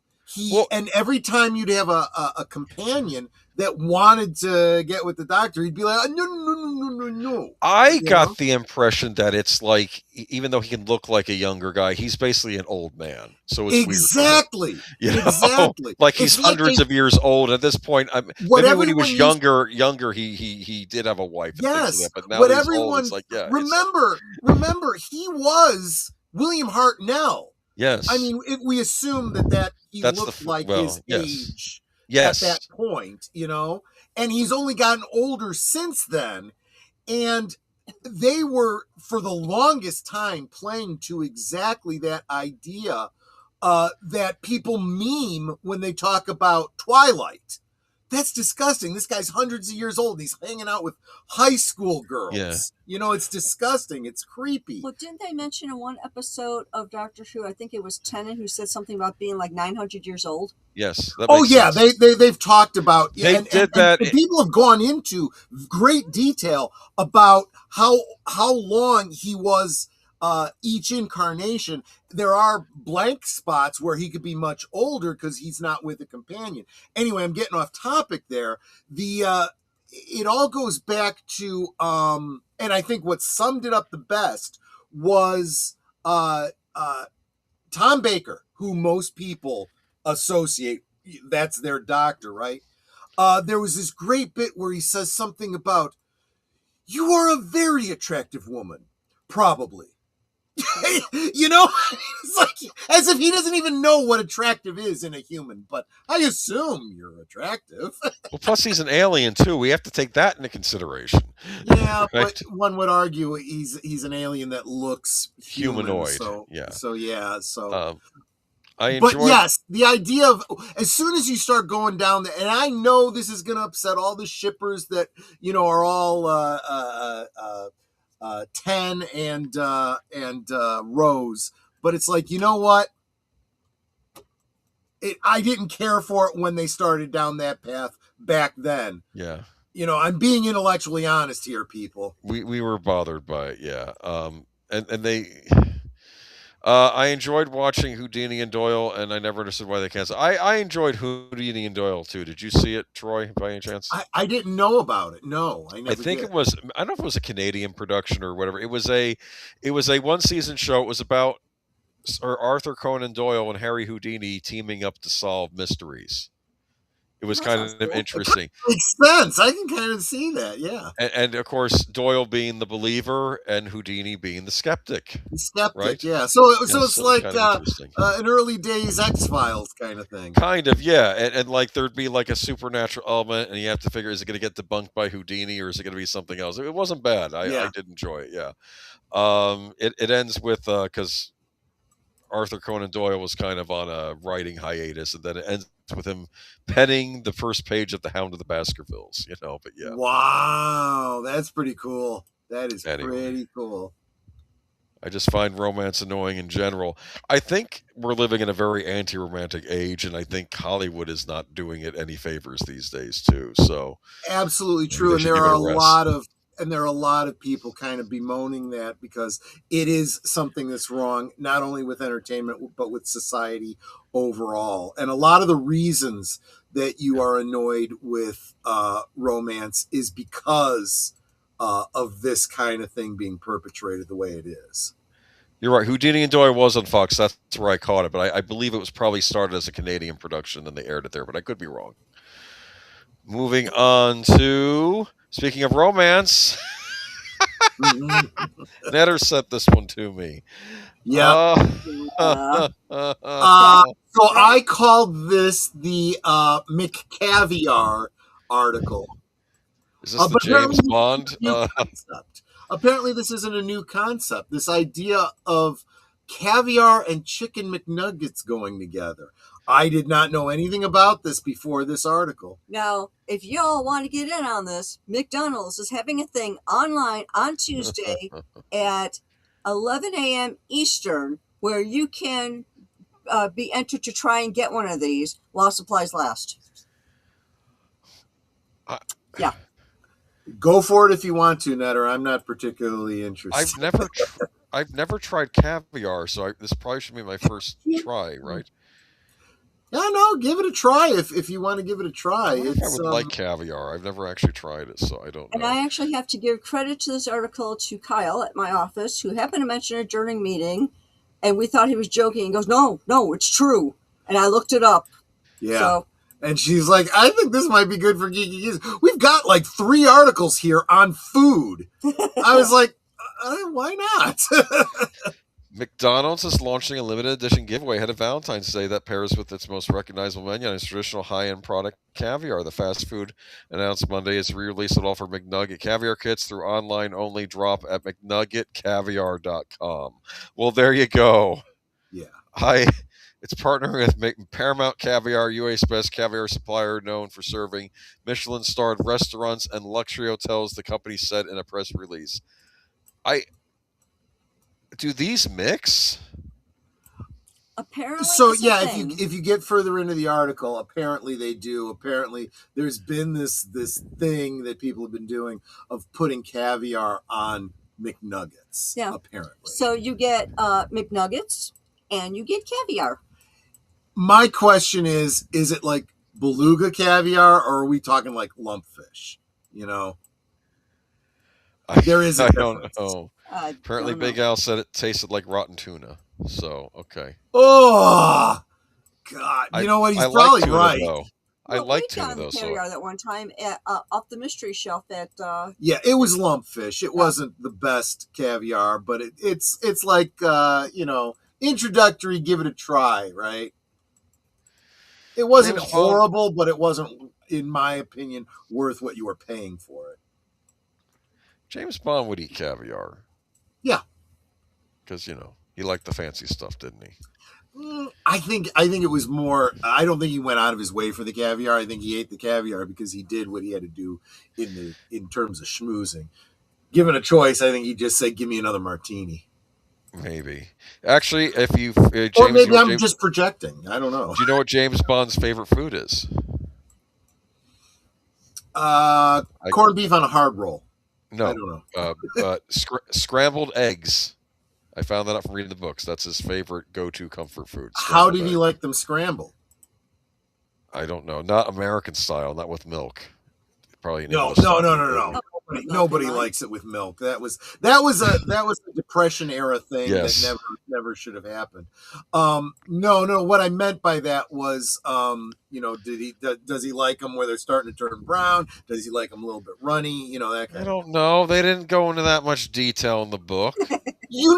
The favorite food of a fictional character. This is not an unreasonable question. He liked them how Ian Fleming liked them, so I'll have to do some research there because it was Ian Fleming's favorite food. That's why he made it Bond's favorite food. Well, that makes sense. That's perfectly reasonable. Okay. All right. This was on Fox. I'm not going to spend too much time on this, but Cracker Barrel employees told to pay for their own alcohol and eat at company restaurants while on the road. Yikes, man. It's like...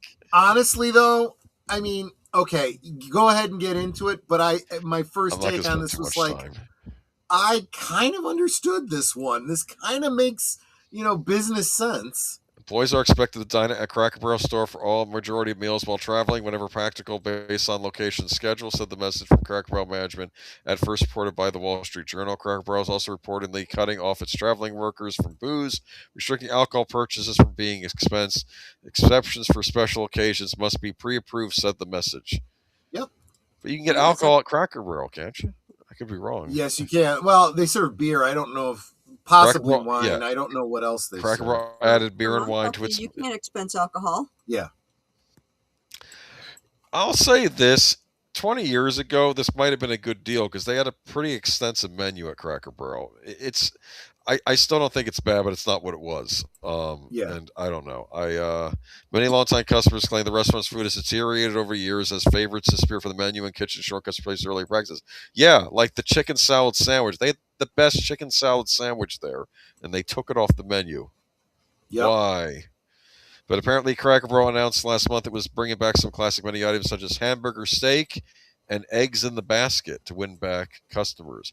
I looked at the hamburger steak, which I remember used to be on the menu. It's hamburger. Right. It's formed in like a steak form. Yep. I just make that at home, right? I mean, I don't. Well, I think people are starting to realize more and more that that's true of just about everything. I'm looking at McDonald's going, I could probably do this at home and I can probably do it better, you know? And with less calories.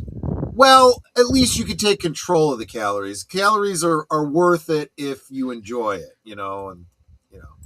And Cracker Barrel's not completely left their new woke ways. They dialed it back though, because they got some pushback. They sure did. Yeah. Anything left to say on this though? No, I'm gonna say that I kind of understand this because I've seen this in the business world. People do have a tendency to take advantage. And if you're traveling, why are you expensing alcohol unless you are entertaining clients for some important business reason? You know, maybe exactly. maybe you ought to not be doing that. On the bright side, you can get breakfast any time of day at Cracker Barrel, and they still do a pretty good breakfast. So there we go. Took McDonald's a while to figure that out. So yeah. Yeah. And our final article of the night.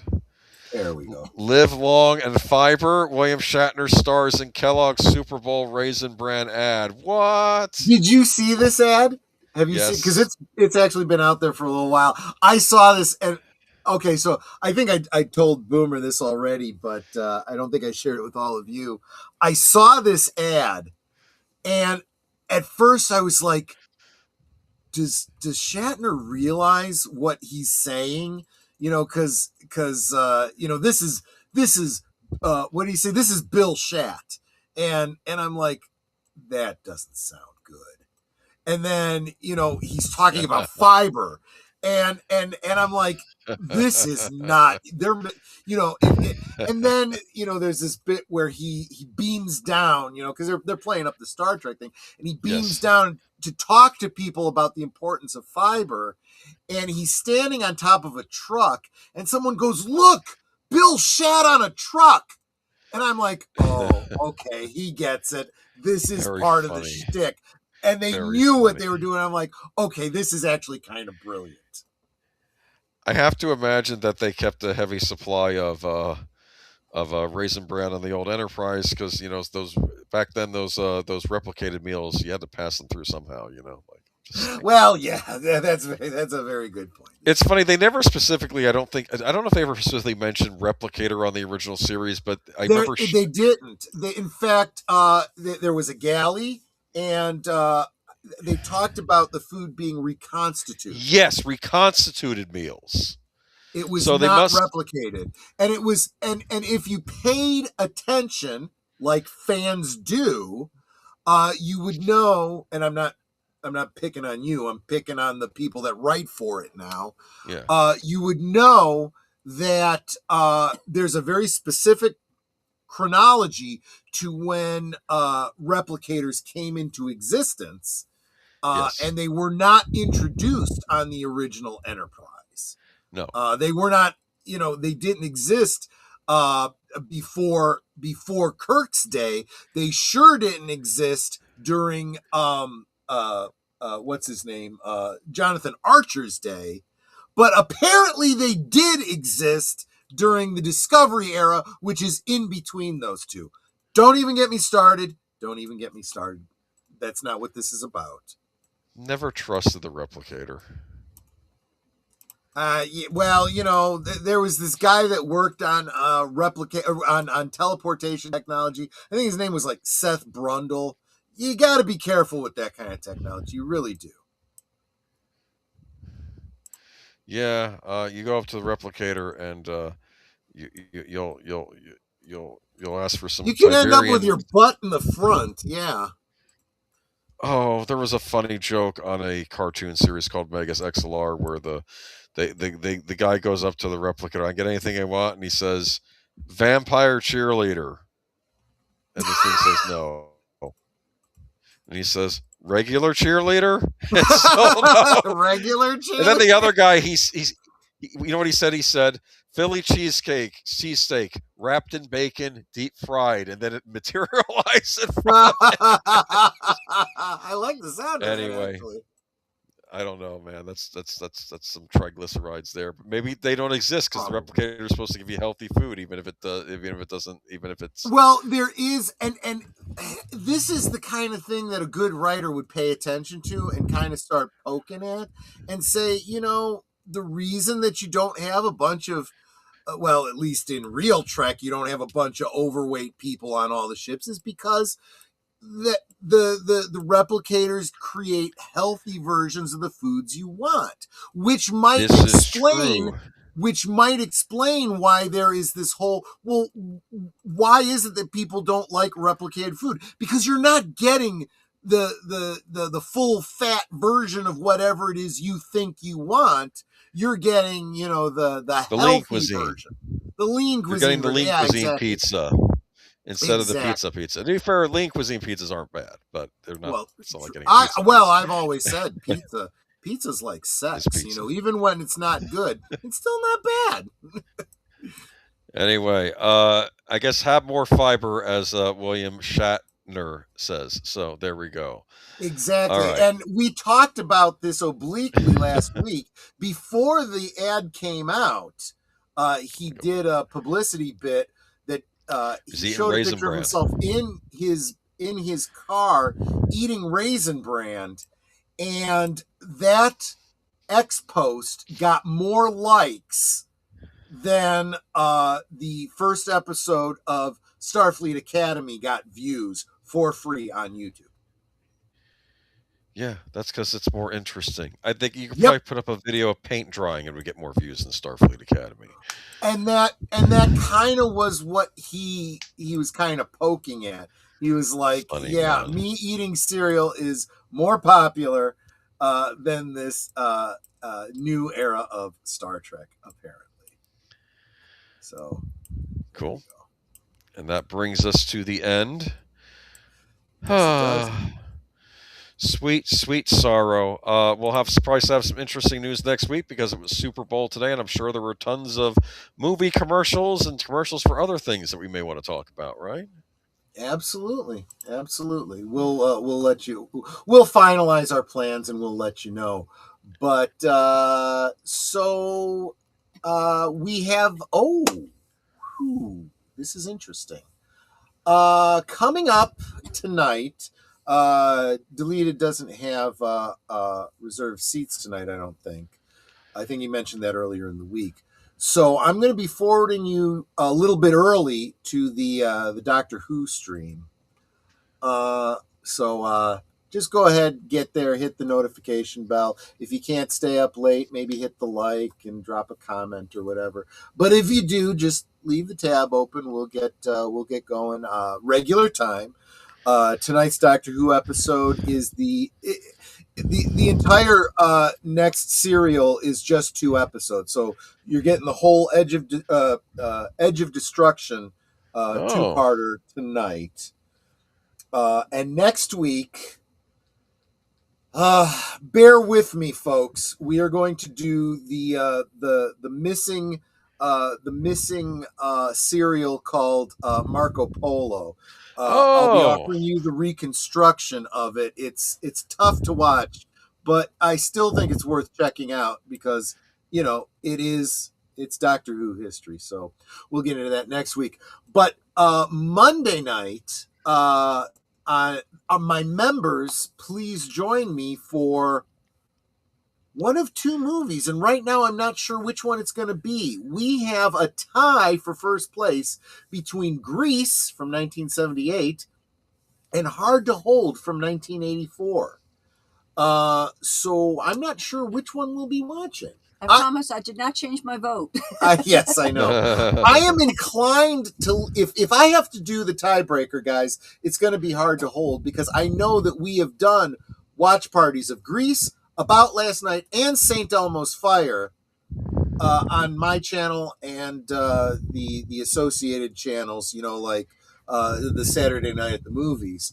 But I'm going to leave it up to you members. And if you haven't voted, go on over to the community tab on my channel and either vote or change your vote or whatever the case might be. But that's Monday. Tuesday, of course, live from Sparkwood and 21, all of us here on the panel, along with Deleted Scenes.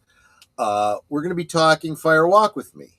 We've just spent 3 weeks watching the extended fan edit of Fire Walk with Me and the Missing Pieces, and we're going to dig into the lore in a deep dive kind of way on Tuesday. And we're going to follow that up with the next installment of the return of Sherlock Holmes on my channel. Every day this week, of course, we have Liquid Lunch. If you're available for any period of time between noon and 1 Central, I have a 1-hour stream that I do just to get together with all of you at lunchtime. Thursday will be over on Netter's Network where you've got something special happening, right? Yeah. And it's funny because people are like, you're able to wait that long? Yeah. I have. She's a very disciplined woman. Let's be honest. I try to be. Troy gave me a package. By Thursday, it'll be 3 weeks that I've had this package that I have not opened. So I will be doing an unboxing of whatever this thing is that Troy knows what it is, but I do not. That's true. I do. So I'm doing an It's unboxing. a jack in the box. It's a jack in the box. You're going to open up, that clown's going to pop out in your face. Maybe. Yeah, I mean, it's not too heavy. It's got, I'd say it weighs about as much as a kitten for weight reference. And I don't know, it could be anything. Maybe it's a new car. I don't know. I don't drive. I think it's too small a package for a new car. Or there's snacks. Well, I wouldn't have let you wait 2 weeks on snacks. By Thursday, it'll be 3 weeks. Yeah. But if you want to find out what it is, you're going to have to tune in on Thursday, Netter's Network. Sounds good. So there's that. And Friday, of course. Friday's Friday the 13th. So join Big Al for a watch party of, I don't remember which Friday the 13th he's doing this time, but check it out. And that'll, of course, lead into Last Call, where Boomer and I are still squaring away what the topic's going to be. But whatever it is, it's going to be fun because, well, it's going to be fun for me because I'm going to be drinking. So that's Friday. Saturday is, I think it's a Big Al week this week. And, that's right. Because Friday is Friday the 13th. That means Saturday is Saturday the 14th. So that's what we will be watching on Saturday on Big Al Presents. We'll be watching Saturday the 14th, which I've never seen. I've wanted to for so long and have not gotten around to it. You'll get a kick out of it. I know I will. I'm looking forward to it. Yeah. Yes. Cool. So that is the week, my friends. And we'll see you next time. And enjoy the rest of your Sunday. And hopefully we'll have some cool things to talk about next week. Well, that is the plan, right? Yep. Yes. All right. Bye-bye. All right. Take care, everyone. Have a good Bye. one.